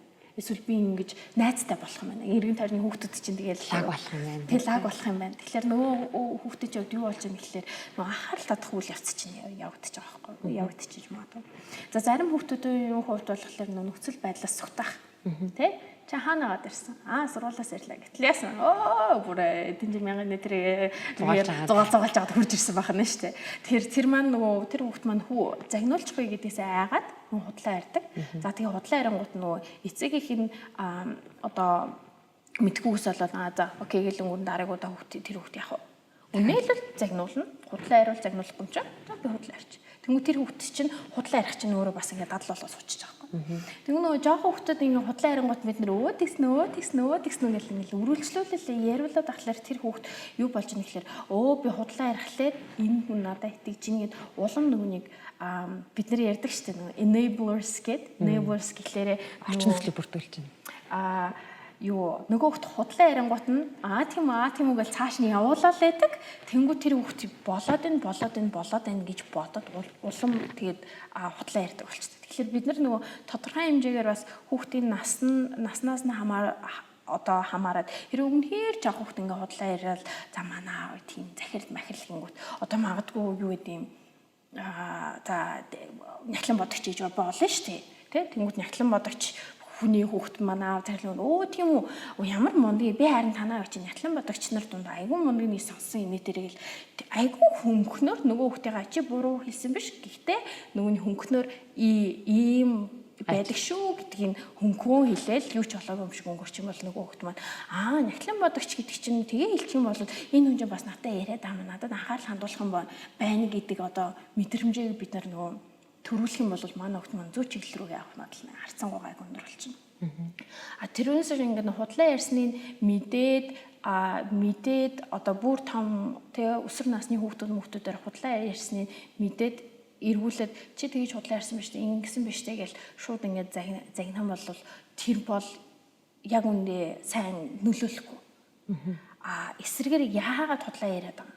Нөхцөл байдлаас сутааж гин үү? Эсвэл таны анхаарлыг татгаад худлаа ярьж гин үү? Тэ? Эсвэл худлаа ярьснараа тэр хүүхэд магадгүй тэ найз залуутаа илүү цаг хугацаа тэ хоёулахнаа өрөөх гэж тэгж худлаа ярьж гин. Тэгэхээр тэр болгон дээр нөгөө анализ хийгээд за тэрийг одоо надад нөгөө ингэж худлаа ярихаа орно ингэ хурж ирээ хэлчихээ. Тэгэх юм бол тэр чинь зөв штэ. Тэр нөгөө ярьцах хэрэгтэй л дээ. Байцаагчтай өмнө хэлчих гэдэг шиг тийм. Тэгээ би яг нөгөө гэр бүлийн хүмүүжил дээр нэг юм дээр нөгөө манай анзаараад хаад аюун дутуудын өмнө ингээд эцэг ихнэр хүүхдтэйгээ one on one буюу нөгөө ганцаарчлал цаг ердөөсөө гаргахтаа айгүй мó. Бүгдээ ширээний ард ингээ хоолой чи яасан чи олуулсан тийм. Тэгж бол тэгдэг. Гэтэл яг ингээд ээж нь хүүтэйгээ охинтойгоо эсвэл аав нь хүүтэйгээ охинтойгоо доор хаяжтэй 7 хоногт нэг 3-4 10 минут зөвхөн тэр хоёрын цаг байх хэрэгтэй. Зарим хүүхдүүдийн хувьд аавдаа энэ дэлгэж чаддгүй юм ээжтэй дэлгэдэг штэ. Тэгэхээр тийм боломжийг бид нэр олгож өгөх хэрэгтэй. Тэгэх юм бол нөгөө хүүхд чинь наазах нь аав ёстой анхаарлаа 100% авчин. Тэнгүүд нөгөө өсвөр насны нөгөө эгчдүүнээр ах дүүнээр хоорондын нөгөө нэг юу вэ штэ. Өрсөлдөөн тэр мэрчин гэсэн одоо үүсэхгүй байх нөхцөлийг бас бүрдүүлнэ гэсэн үг байхгүй.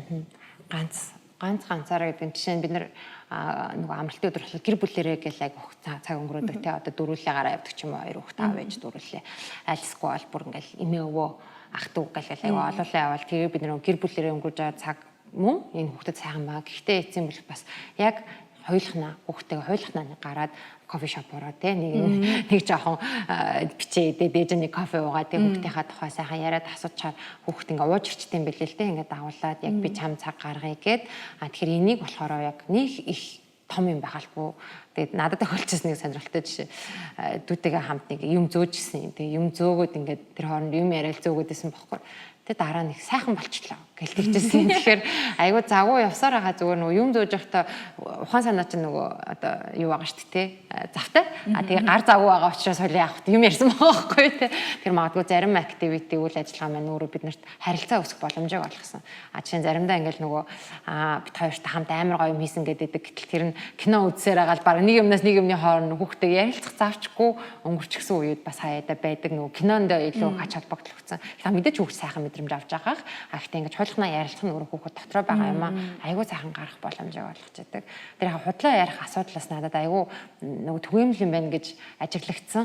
Ялангуяа 1-2 дугаар ангийн хүүхдүүдэд ярьж хахад айгаад идэг. Жинхнээсээ ингээд юу болсноо хэлчихье гэхээр айгүй хайдаг. Тэр нөгөө загинснаас үүссэн юм сөрөг одоо юу үлдсэн байгаа байхгүй тий сэтгэлдээ би үннээ л хэлчих юм бол нааг загинах нь тодорхой учраас худлаа яриад аргалчий гэх тэр нь одоо ингээд нас айх тусмаа бүр хүндрээ явдаг. Худлаа ярих бол бүр айгүй том асуудал болж ирд юм бэлээ. Би бүр яг надад л яг насан турсан худлаа ярихыг би хараад ингээд ийм жоохон юм дээр ингэж худлаа ярих шаардлага байна уу гэж би яг бодчихсон. Тэгээд дараа нь би ингээд эргцүүлээ бодоод исэн чинь тэр хүн ингэж худлаа яриад асуудал өөртөө нь ердөөсөө үүсэж байгаа ойлгохлоор л ингэж худлаа яриад байгаа юм байна да. Тэр одоо энгийн зүйл шүү дээ ингээд дэлгүүрээр орлоо, жим орлоо, одоо дэлгүүр шинэ өөр тийш орлоо ажиллаа явж байгаа юм гээд ажилтаа авлаа гэж тэгсэн чи дараа жин дээр таарчих байгаа байхгүй. Тэгээ би яг тухайд би яг юу бодож байсан гэхээр нөгөө хар багаас нь ингээл худлаа яриад ингээл гар явцдаг. Тэглээгээд нөгөөний хүмүүс чиний ингэж худлаа ярих чинь болохгүй хэрэггүй зүйл шүү дээ. 2-3 дунд тий. Би одоо тент нь орлоо, энд нь орлоо гэд одоо загнаад загнах ямар шаардлага байхгүй байхад тэр хүний зүгээр чөлөөтэй гэж байгаа нь ердөөсөө тийм дадал болсон юм гэх юм уу да. Тэгээ ийм дадал болсон юм байна л би яг тухайн үедээ бодчихсон. Тэгээд тэр чинь бол тэгэл уучлаарай бидний насн дээр бол иймэрхүү юмыг бол хүмүүс мэдээл за энэчтэй гэл. Ер нь бол ингэж эхлэн штэ. Тэгэхээр яг тэрүүн төрөхгүй тул нөгөө эцэг ихнэр айл болох багаас нь хүүхдээ айгуу сайн тулж ажиллах хэрэгтэй. Тийм яг хүүхэд одоо бид нар ингээд том болцсон хүний асуудлыг шийдэхээс илүү хүүхэд байхад нь зөв төлөвшүүлэх магадгүй өнөөдөр загнаад ч юм уу хүчээр ч юм уу те хүүхд рүүгээ уурлаад нэг 2-3 өдөр нэг хүүхд чинь нэг номондоо орчлоо гэж ярьдэн штэ те ингээл яг үгээр нь байгаа л харцаар нь ингээл гэтэл тэр хүүхдэл ер нь ингээл цаашдаа тэр загуул засарсан гэсэн үг ерөөсөө биш асуудал шийдэгдээгүй харин ч он жил явах тусам энэ бол ман цав ингээд томрох магадaltaй болж ирж байгаа. Түрүү нөгөө нэг ерөн цүрэг зан үйлийн дөрвөн шалтгаан ярьж байхад нэг нь болохоор яг мэдрэмжийн хэрэгцээ буюу мэдрэмж авах гэдэг гэжсэн. Тэгэхээр энэ талаар зүгээр яг би өөр төрөө байгаа жишээг яриа л та нөгөө одоо яг нь би янз янзын хүмүүсийг ярихаар болохгүй учраас нэг хүүхэд болохоор ингээд ямар ч үедээс юм сэрүүн газар очиод суучдаг ч юм уу те босч яваал сэрүүн газар очиод суучдаг хэвтчихдэг. Тэгээ ингээл ажиллахаар тэр ингээд халуудаад байдаг хүүхэд байсан байхгүй юу те. Тэгэхээр сургалтын орчин ч юм уу гэр орон ч юм уу ер нь бид нар дандаа насан турш хүмүүс өөртөө зориулаад тааруулаад ичдэг. Надад дулаахан байвал гэдэг ч юм. Эсвэл хүүхэд даарлаа гэл ингээл бигнээлэдэг ч юм.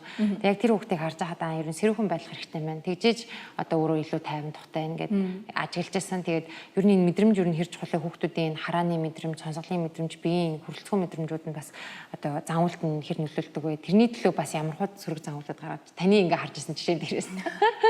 Тиймэрхүү би тийш оронгоо чи би яг нөө тусгай хэрэгцээтэй хүүхдүүд рүү тэр талаар байлаад бас магадгүй тусгай хэрэгцээтэй хүүхдүүдийн. Одоо би яг нөгөө сая багш нарт орж ирсэн тэр сургалтуудад би жишээ авдаг гэсэн. Би ингээд нөө одоо бор самбар байна те.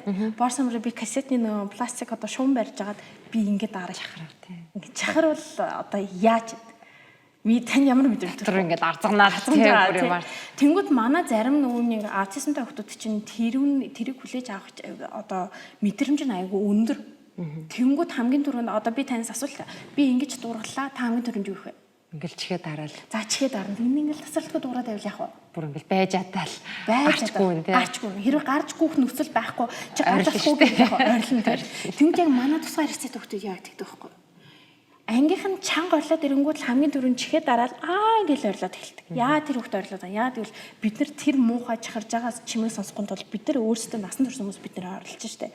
Тэгэхээр нөгөө яг тэр маань өөрөө илэрхийлж чадахгүй энэ муухай чанга дураад байна. Ангийнхан чимээгүй байгаа ч гэж хэлж чадахгүй хүүхдүүд маань ямар арга хэмжээ авч ийн гэхлээр яг л таны хийж байгаа арга хэмжээг авч байгаа байхгүй. Тэгээд нөгөө нэг одоо юу Америк чи бас ийм юмнууд яг аутизмтай эсвэл тийм гэрэл дуу чимээ мэдрэх хүмүүс зориулаад одоо зарим нэг том худалдааны төвүүд яг 4 өдөр те орой 8 юу орой 7-оос 9 цагийн хооронд жишээлбэл 2 цагийн турш дуу чимээ байхгүй гэрэл нь арай будаг тиймэрхүү нөхцөл нөгөөнийг одоо дэлгүүр хэсэг боломжийг олгож яадаг. За кино театрт нөгөө нэг харахуд биш энэ тэндээ жоохон гэрэлтэй тэгээ дуу чимээ хүчтэй биш тийм нөхцөл бас нөгөө зориулж нөгөө кино үзэлдэг. Тэгэхээр тиймэрхүү юмнуудыг бас хийвэл гоё юм билүү гэж бид хүмүүсээ талханаад ирлээ. Тэгэхээр нөгөө хүүхд толгоны мэдрэмж нь өөр тэр болгонд нь бид нар бас нөгөө одоо мэдэрч харж анзаарах хэрэгтэй. Та анзаарсан болол тэр хүүхд яагаад хүүтэн газар суугаад байгааг одоо та мэдчихэж байгаа байхгүй тий. Яг нөгөө жишээ нь энийг бид нар ингээл хүмүүсийн гаргаж байгаа хариу үйлдэлийг амар сонин гэл одоо жишээ нь жоохон шүмжилтэй шүү дээ. Энэ яагаад ингэж байгаа юм болоо гэл тэнгууд яг би өөрөө ингээд нөгөө надад миний бодлоор аутизмтэй хүүхдтэй болоод би өөрийгөө амар сайн нээсэн байхгүй.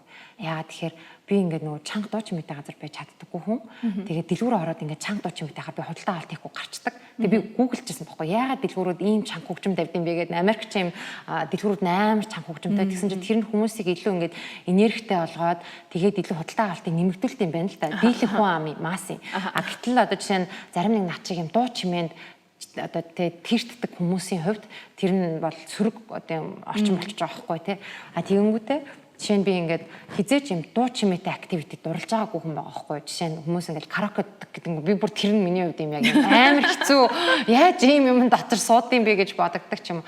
Тэгээ би энэ зүйлсээ би юу гэж боддог байсан гэхээр би юусэн мэддэггүй байсан. Тэгээд нөгөө юм аутизмтэй хүүхдүүдийн гардаг зан үйл бол мэдрэмжийн хэрэгцээ ер нь ингээд мэдрэмж хүн болгоных өөр байж болно. Жишээ нь ингээд өнөөдөр аутизмгүй хүн байлаа ч гэсэн магадгүй гэрэл хит хурц цадагдаг гэж болно те. Эсвэл нөгөө зөвхөн юм амар хатуу гадаргуу дээр унтах дуртай хүмүүс байдаг шүү дээ. Зөөлөн юм дээр сухаар л зөөлдөд байна гэдэг ч юм уу. Тэр болгон ч мэдрэмж байсан байгаа байхгүй. Тэр хүн болгоны тийм хэмжээ өөр байдаг. Хэрнийг бид нар яг бүгдээрээ л адилхан нэг зүйлийг таашаах хэвээр, адилхан дурлах хэвээр юм шиг ингээд бас сургуулийн орчин ч гэсэн хүүхдүүдийг яг л ийм л юм байвал хүүхдүүдэд таалагдана гэж боддог ч юм уу. Тэгээд нөгөө нэг дуу чимээ мэдрэгээ мэдснээс хойш би ер нь би өөрөө ийм дуу чимээ мэдрэг юм чинь дуу чимээ багтай зүйлсийг ингээд илүү хийгээд таалаад явах нь л миний одоо амьдралын маягт илүү таатай байна. Тэгэхээр стресс хэмжээ аяга багасдаг. Гэтэл бид нар насан турш хүмүүс ч гэсэн өөрсдөө мэдэхгүйгээр өөрсдийнхөө мэдрэмжинд ингээд таараагүй зүйлийг хүчлээд нийгмийн одоо хэм хэмжээ учраас, норм учраас, ийм байх хэрэгтэй учраас гэд тэгээд ингээд явж байгаад одоо яг хүүхдүүдээр би хайгаардаг байхгүй ингээд чамд ийм байхад таалагдж байна уу, тааламжтай байна уу гэд асуухаар айгүй хөрхөн ярьж өгдөг. Энэ надад онцгой байна. Энэ айгүй хатуу байна. Би ингэж суухаар ядраад байна гэдэг ч юм уу. За тэгвэл чи ингээд нэг 5 минут амарчаад хүрээ дээр хойлоо тгээ суугингууд өө за тгийг ингээ яваад өгдөг. Тэгэхээр энэ мэдрэмжийг нь хүндлэн гэдэг бүр маш чухал юм байна гэж айгүйх ойлгоод одоо улам бүр мэдрээд байгаа. Тэг яг мэдрэмжийн тал дээр одоо энэ мэдрэмжийн одоо зөвхөн аутизмтай хүүхдүүдээр ярьж байгаа ч гэсэн одоо манай сургуулиуд ингээд хэд хурц байх ч гэдэг юм уу энэ хүүхдийг их ядраагаад одоо мэдхгүйгээр тэгээ хүүхдүүд маань ингээд ядарч эхэлдэг. Иймэрхүү зүйлс бас их гардаг юм билээ. Түрүүний хэлсэн нөгөө accommodation буюу орчин бүрдүүлж өгөхтэй нөгөө тохируулгын хийж өгөх шаардлага болон тэрийн хүүхдэд бас байд юм билээ. Нэг сургуульд би очсон аахгүй юу. Тэгээ тэр сургууль нь болохоор ингэ нөгөө дугуй захин байгуулалтаа. Тэнгүүд яг нөгөө акустик нь амар чанга. Бүх юм цурааддаг тийм. Бүх юм цурааддаг. Тэгээ нөгөө өрөө нь яагаад юм бүүмд ингэ нөгөө хүүхдүүд ангиудын өрөө чинь ингэ лентэн бах юм ингээд гой наацсан байдаг шүү дээ. Яг тийм юм айгу хоор болохоор зүр ангидаа хүртэл айгу цурааддаг. Би тэгээд тэнд би өөрөө ингэ хичээл зааж байхдаа би айгу ядарчихсан аахгүй юу. Тэгээд би яг дотор болол бурхан минь энд би тэ өдөр болгон 6 цаг ингээд жоох хүүхдүүд хичээл заадаг гэсэн бол тэр хүүхдүүд чи айгу их ядарх юм байна.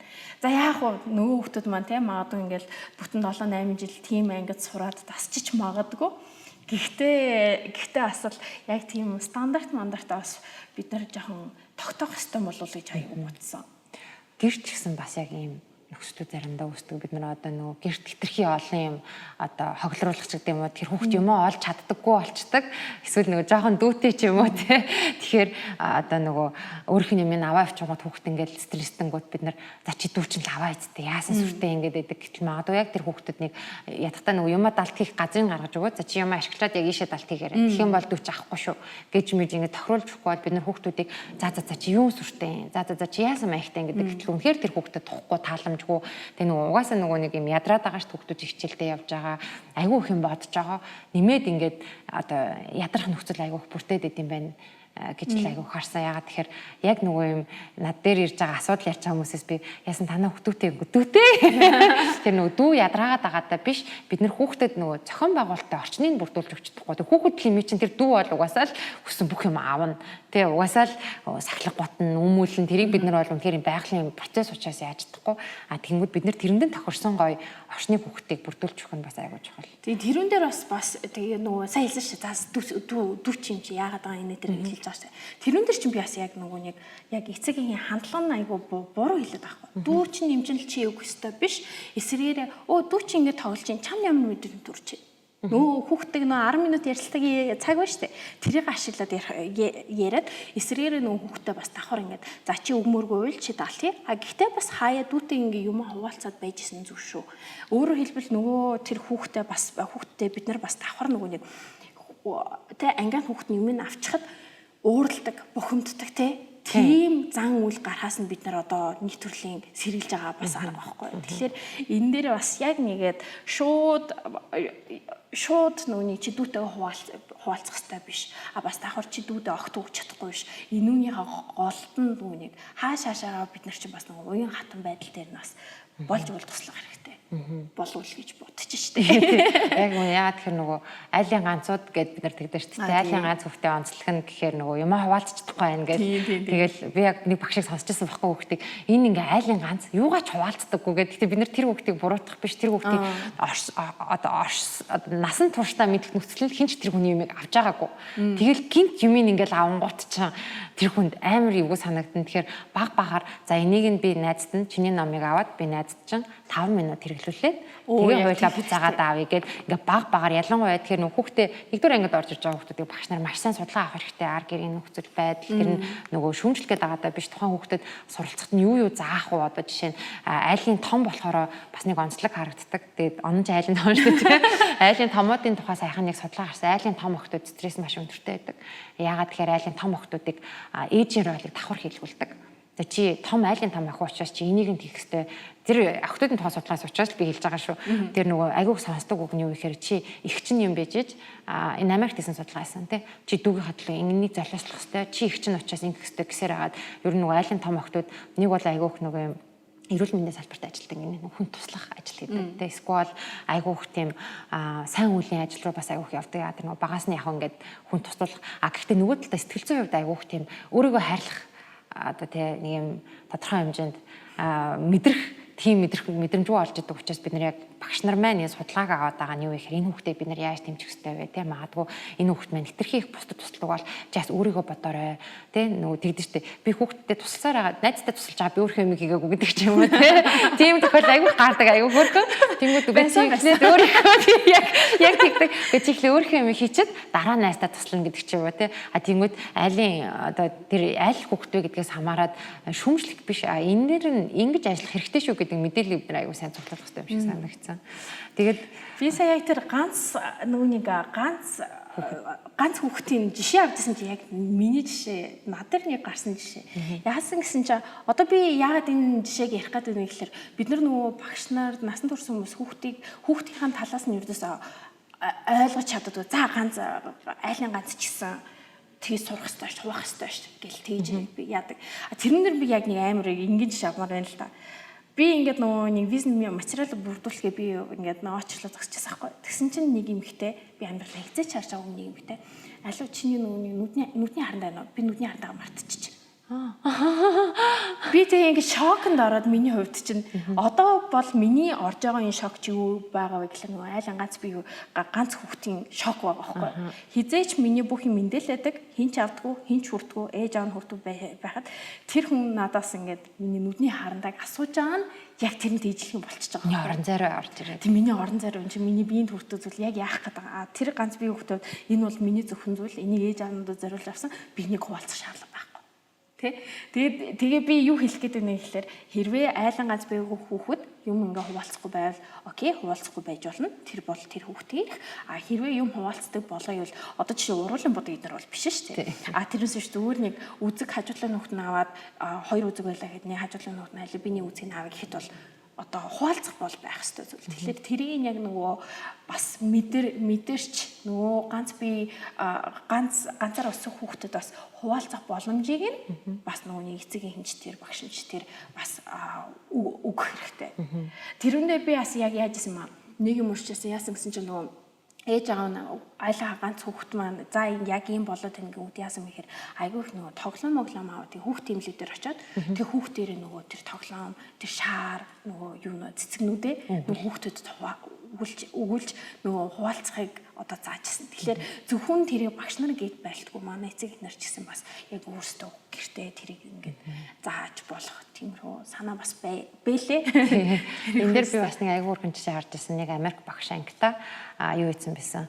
Заавалжгүй нөгөө хамт хувааж тоглодог зүйлс гээд одоо жишээ нь хүүхдүүд бүгд өөрөөсдийнхөө юмнуудыг аваад ирдэ штэ тий одоо ингээл харандаануудыг нь үзхийн ч юм уу ингээл бүгдийг бэлдээд тэгсэн чинь нэг тоглоом болохоор ингээд нэг айгүй том плакатыг бодно гой зурагтай. Гэхдээ зөвхөн багшийнх нь өгсөн харандаануудыг ашиглана. Тэгээ багш нэмж харандаа өгөөд энийг та нар яг хуваагаад хэрэгэл гэд тэрүүлэг дундын зүйл гэдэг зүйл концепцийг танилцуулсан гэсэн аахгүй надад тэр айгүй хөөрхөн санагдсан. Тэр заримдаа бүх юм минийх биш. Тэгээ би өөрөө ямар нэг юм зүйлийг өөрийнхөө юмыг хуваалцах надад хэцүү байгаа учраас дундын юмаа хувааж ашиглаж сурыг гэж байгаа байхгүй юу. Тэгээд баг багаар тэр хүүхд маань яах нь ингээд хоорондоо харандаа өвлцөөд надад энэ өнгө хэрэгтэй тэр өнгө хэрэгтэй ингээд хуваалцаж аваад тоглож байхаар аяндаа ингээд бинтийг нөө дадлан суучтай байна. Юмаа өгөх. Яг тэр аян тэр хүүхдэд хизээж магадгүй хүүхдэд юм зээлүүлэх юм ашиглуулах дадал байгаагүйсэн байж магадгүй гэж байгаа байхгүй юу. Тэрийг уншаад нэрээ яг тийм юм байна. Бид нар нөгөө яг ингээд бидний орон зайрыг гинт халдж байгаа юм шиг санагдаж штэ тий юм авчаар тийм байна. Тэр ерөөсө хүүхдийн бүх юм л зан үйл тий бид нар үргэлж зан үйлчлэг гаргаж байдаг. Тэгээд одоо ерөөхдөө өнөөдрийн бидний ярилж байгаа гол сэдвүүд нөгөө хүүхдүүдийн яг сөрөг зүүн амуулыг эхэлсэн ч гэсэн ер нь хүүхдүүдийн гаргаж байгаа зан үйл эцэгчүүд бидний нөлөө багш нарын маань нөлөө ямар их байдлаар талаар ярилцсан.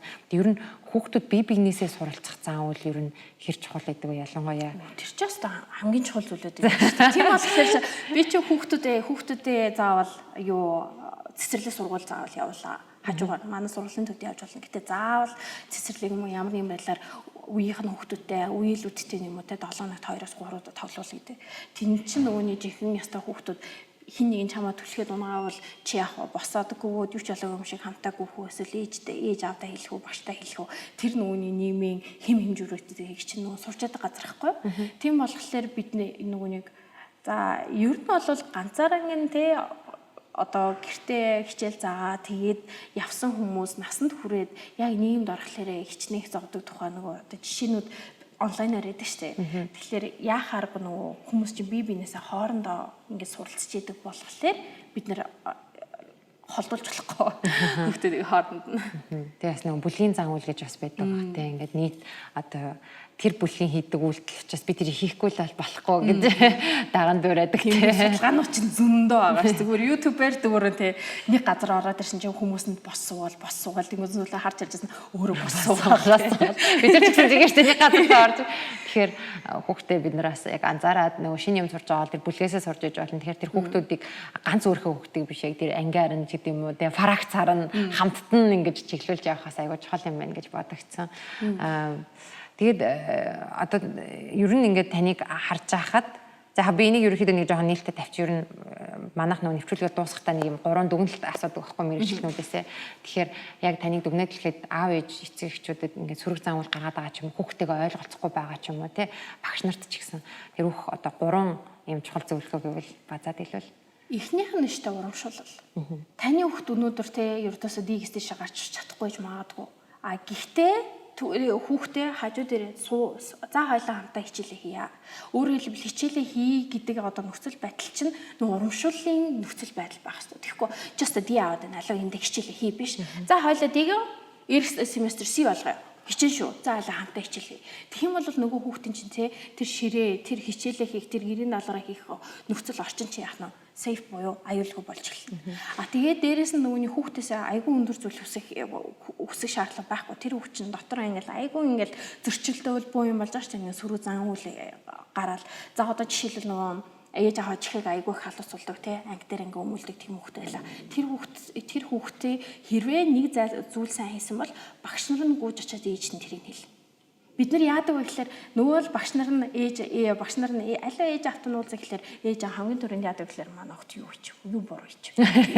Амар санаа зовдог. Багш нар чинь өөрсдөө бас яг тийм нөгөө урамшууллын юм өрдөөсөө хүүхдүүдэд хэлэхгүй байхгүй. Эцэг их нарт нь өрдөөс хэлэхгүй. Тэгэхээр багш нар нь нэг зүйлийг сайн зүйлийг ол хэрвээ тэхгүй байвал ээж аав бид нар ингээ урамшуулаар ашиглах чамаа та манай хүүхд өнөөдөр нэг зүйл сайн зүйлээсэн тэрийг надад хэлчихье. Тэрэндээ хажуулаа хүүхд харандаа унгасан чиж болно. Тэрийг аваад өгсөн бол тиймч мэдээлэлээс хамаагүй та хэлээд өгөөч. Тэнгүүд нөгөө багш нь хэлэнгүүт нь ээж аав нь аваад хүүхдээ багш чинь чамайг өнөөдөр аягүй сайн магтчихлээ. Чи өнөөдөр ангаа хүүхдэд тусалсан гэсэн те ямар мундаг юм бэ? Яг тийм байдлаар өрдөөсөө хүүхдээ сайн магтаад. Тэгээд магтаад ахлаар нөгөө хүүхд чинь тий таны анхааллыг авахын тулд сүрэг ингээл тойрч гүйдэг ингэдэг байсан бол одоо яах вэ гэхээр би ингээ хүүхдэд туслах юм бол ээж аа намайг магтах юм биш тий. Гүйж очиод би ингээ хүүхдэд тусалсан штэ гэдгээ өөрөө хэлдэг болно бид нар яах нөгөө хүүхдээ айгуу сайн магтах хэрэгтэй байгаа байхгүй. Тэгэл дараа нь нөгөө нэг жинхэнэ ингээ тойроо гүйгээд байгаа хүүхдэд бид нар яах вэ гэхээр нөгөө багштай хэлээд за багш өнөөдөр хэр удаан гайгүй суусан. За нөгөө хүчин те 10 минут болгон босдог гэсэн бол нэг удаа 15 минут суучлаа. Суугаагүйсэн ч хамаа байхгүй. Зүгээр л ээж аав дээр ээж аав нь багштай ярилцчихаал за өнөөдөр 10 минут 15 хүрээгүй гэнэ. Окей хамаа байхгүй. Хурж ирэхэд багш чинь чамайг 15 минут суусан гэж ямар мундаг юм бэ? Аюу анхаалаа төлөвлөрүүлээ хэцүүсэн баг те. За хойлоо маргааш 16 хүрэх гээд үзэх үү. Утахгүй чи бараг 20 хүрдээ утахгүй чи бүр ангийнхан шиг болчих юм байна дөө. Тэ ердөөсөө юу ч болоогүй юм шиг. Ой чи утахгүй тэгчим шиг байна дөө. Тэгэл магтаад ахлаар нөгөө бид нар чи нийгмийн амьт юм чинь хүүхдүүд чинь эргүүлээд нөгөө ээж аваар магтуулахын тулд тэр зан үйлийг одоо гарах гэж хичээдэг болно. Тэгэхээр бидний гол зорилго чи тэр хүүхэд маань өөрөө бодоод өөрөө ухаараа за би ингээ сайн ингээ дотоосох юм бол би багшийнхаа хичээлийг ингээ сайн анхаарах юм бол би одоо сайн явах юм байна гэдэг мэдрэмжийг бид нэр өгөх ёстойгоос ш Ингээ суугаа, ингээ бослоо. Инглээ за ээж аваад намаа өсөж загнах юм чинь гэсэн тийм мэдрэмж бид нар одоо төрүүлэхгүй байх нь хамгийн чухал гэсэн үг л дээ. Тэгээ анхаарал дээр нэг сонирхолтой юм хэлэхэд бид нар хүүхдээ айгүйх магтдаг. Жоохон болохоор магтана гэдэг нь надад зөв юм ингүүт нь өө сайн байна гэдэг. Тэгээд нэг удаа бид нар ч хүүхдээ ундаа өгдөг. Нэг удаа ингээл маань хүүхдээ ундаа хийж аялж өгсөн чинь манай хүүхд сайн байна гэж асууж манай нөхөр тэгэхээр яг ингэх юм бол би дахиж аялж өгмөр санагдах юм байна гэж байгаа байхгүй юу? Тэгэхээр бид нар хүүхдэд чихэр өгөөд байдаг шалтгаан яхаа гэхээр хүүхдэд чихэр өгөхөөр гой санагддаг. Хүүхдээ инээж байгааг хараад бид нар урамшаад дахиж худалдаж авч өгөөд байт юм байна гэд би яг тэр үед өөрийнхөө худалдан авалтын зам үйл дээр амар дөгөл гэжсэн байхгүй. Нөхдөө чихэр аваад амар баярлдаг учраас бид нар авч өгөөд байт юм байна. Өөрөөр хэлбэл хүүхдүүдээс илүү бид нар илүү тэр нөө юг допамин ялгаруулад баг ямар гоё хүүхдэд дахиад авч өгье гэдэг юм байна гэд. Энд дээр чи бас яг нөгөө хэсэг юм зүгтаах зам үйл бас гарч ирнэ. Нөгөө хоол ингээ бүгдээрээ сууж байхад хүүхд уцаа өгчдөг шүү дээ. Тэр чи яагаад өгöd байгаа би сая нөгөө манай германы найз гэр бүлээр ирэхлээр би харсан байхгүй. Хүүхэд нь одоо 4 хүрч байгаа. Ердөөс утас орлогддог. Утас ээж аав нь харуулхлаар юу харуулдаг гэхээр ердөөс динозавртай холбоотой тийм хүүхдэд зориулсан мэдээлэл өгдөг. Ердөөс нэг ABCD тийм юм биш заяа. Тэгсэн чинь бид нар ингээ хоолнд орж байгаа байхгүй. Тэгэл яа харахгүй л нөгөө 3 4 хүүхдийн анхаарал бол ердөөсөө тасралтгүй. Тэгэл ээж аав нь би харж байгаа айгүйх ажиллаж байгаа юм би нүдэнд ингээ харж байгаа байхгүй. Нэг юм өглөө тэр хүүхэд маань анхаарал нь сарнингууд нь өөр юм өгөөл тэгэл нөгөөдгийг чи авч шиднэ авангууд нь болохгүй штэ аль уу буцааж гаргаж өгөөл хойлоо ингээ буцаад тавьчаа одоо чи өөр юмар орлоо ингээ тэгээ ердөөсөө ингээ тасралтгүй анхаарлаа тэр цаг 30 минутын турш бүр ингээ ердөөсөө анхаарлаа яриандаач тэр хүүхдтэйч тэр хоёр ингээ ээлжлээд ячдаг. Би их нэртэй ярьж байгаад нөхөр нь ингээд хүүхдээ анхаарлаа сарниулаад тэгээд эсвэл гуруулаа ярьж байгаад нэг нь үр дээрээ авцсан те арай өөр зүйлээр анхаарлаа хандуулдаг ч юм уу. Би тэгээд яг тэрийг харчаад би яагаад ээж аав нар ингээ утас өгөөд байдаг юм би ойлгосон. Бүр үнэхээр ингээ гуруулаа 50 яриад суух юудаас боломж байхгүй. Гэхдээ тэндээс тэр хүүхд айгүй чухал зүйлийг би бас давхар сурч ийн гэж би бас боцсон л доо нөгөө ээж аав нь ердөөсөө дэлгэцний хамааралтай биш болоод өсөж байна. Тэгээ би одоо дэлгэцний хамааралгүй өсөж байгаа эцэг их нэрийг хараад бол би одоо урд нь би ч өөр мэрэгчлээ юм байж за эн чинь бүр ингээд үнэхээр их одоо миний хувьд чинь ажил болохоор 3 цаг болоод тэгэл дараагийн хүүхд маань гэдэг. Гэтэл тэр хоёрын хувьд чинь бүтэн өглөөнөөс бол ахвал тойроо болтол ажил болтол ямар их тэгж цаг хугацааг зарцуулахыг хараа би бол ёстой биш ирсэн. Тэгээд нөгөө аав нь ингээд юм үзэж штэ хүүхд нь тэндээ зүгээр тоглоомуудаараа өөрөө тоглоул ичдэг. Өрдөөс хажуун сэрээд би энэ тоглол ингээд тгий утас оролтыг гэдгүү. Тэр бас амар том дадлалтай тий. Утасны хэрэглээний тухай бүтэн дугаар гарна. Тэрийг дараа бас гаргана. Энэ дугаарын дараа гарч таарах бах. За тэгээд эхнийх нь бол анхаарал заавал хандуулах тий. Хоёр дахь том зөвлөмж. Би бүр яг бодоогүй юм байна.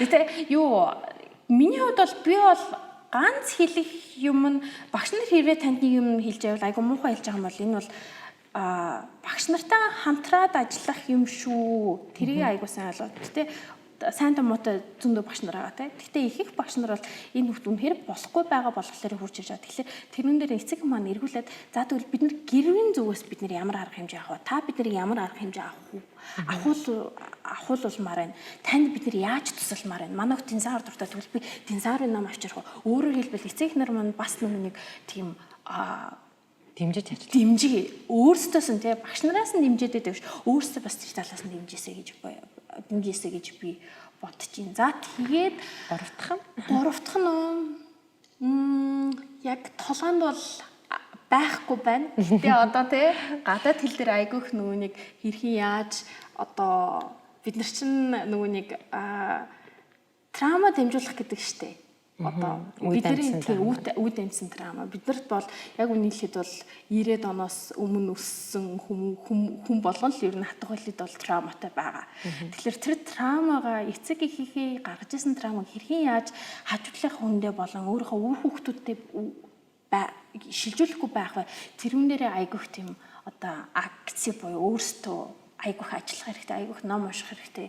За тэгээ одоо Google Translate байна тий. Ямар ч англи хэлний номыг зүгээр л камер ашиглаад монгол хэл болгоод уншиж болно. Тэгэхээр тийм бол нөгөө үе дамжинд траумаг үүр дээр зогсоох дээр айгүйх ажиллах. Ер нь бол Монгол улс төр чигээр мастер айгүй тийм шаардлагатай болов уу гэж би сүүлд нөгөө иргэн тойрны хүмүүстэй харьцаж байгаад анзаарсан. Тэгээд тэрний чинь хамгийн их траумаг авдаг хүмүүс чинь хэн байдаг вэ гэхлээр бидний хүүхдүүд. Тэгэхээр тэрийг яаж дамжуулах вэ? Тэрэн дээрээ бас уншиж цааш нь сайн судлаарай гэж ер нь эцэг их нарт бас өрсөндөө тийм өөртөө ч гэсэн чи дамжуулмааргүй байна гэх тийм яг үнэ тэрийг сүүлд ингээл траумаг бараг ингээл хаа хамаагүй ярьж байгаа гэдэг юм уу гэтэл яг ингээд судлаад үзсэн чи яг л манайх чи бараг нэг юм 90-ад онд одоо нас орсон хүмүүсийн одоо цаг бусаар нас орсон хүмүүсийн дата гаргасан чи бараг дайн шиг үеийн тийм хүнд үеийг бид нар өнгөрөөсөн байхгүй юу 90-ад онд тэр энийг би бас өмнө ярьжсэн энэ юу гэлж байгаа нэхээр бид нар дайн хийгээгүй оромч гэсэн шилжилтийн үе нь өөрөө хүн амьдрал хүмүүсийн амьдрал гинт оронгороо өөрчлөгдсөн өөрөө насан туршид маш хүн дээр туссан үүнээс болоод одоо архины хамааралтай болсон ажил хөдөлмөргүй болсон орлогын их усроо бүрэн алдсан нийгэмдэх байр сууриа алдсан иймэрхүү хүмүүс яг аав ээжүүд маань байсан баахгүй тэр үед хүүхдүүд маань гол нь тэрийг хамгийн их хүлээж авсан. Тэгээ 80-90-ад оны хүүхдүүд бол маш хүнд үед одоо хүүхэд насаа өнгөрөөсөн. Бид нар өөрсдөө дурсахтаа болохоор гараашин дээр өрсрэл гөх идэл гоё яасан гэж ярьж байгаа ч гэсэн бас өөртөө мэдхгүйгээр ингэж маш их хэмжээний юм мэдэрсэн. А эргээд одоо бас ингээд сэтгэл судлалын салбар Монголд хөгжихийн тэрийг гаргаж ирж байгаа нь бас айгуу том даваа тал юм болоо да. Тэгээ нөгөө тэрүүн дээр ч бас яг яадаг шүү дээ ингээд бид нар трауматай би трауматай болсон гэж яриад байгаа. Гэтэл яг үүндээ бид нар бүгдээрээ л трауматай болсон. Бүгдээрээ л тэрийгээ те нөгөө нэгэ таньж мэдэх гэж үзэж байгаа. Тэгэхээр нөгөө хэрвээ өөрөө трауматай болсон бол манай аав ээж намайг ингэж зодож өсгсөн эсвэл үл хайхарлж өсгсөн ингэж өсгсөн тэгж өсгсөн гэж яхан бол бид нар өөрсдөө бас за тэгвэл би энэ зангаа би яаж дараагийн хүндээ гарахгүй байх вэ? Найздаа би яаж гарахгүй байх вэ? Тэрэн дээр айгүй тийм анхаарах хэрэгтэй болов бас. Яг чамаач өөрөө аягүй там зан үйл очтой юм биш үү? Яг тэр зан үлээл хийдэг ингээд ээж нь уурлахаараа юу гэдэг байсан яг тэрийг баг хилдэг хөхтэй хамт хилдэг хэлээ шүү дээ.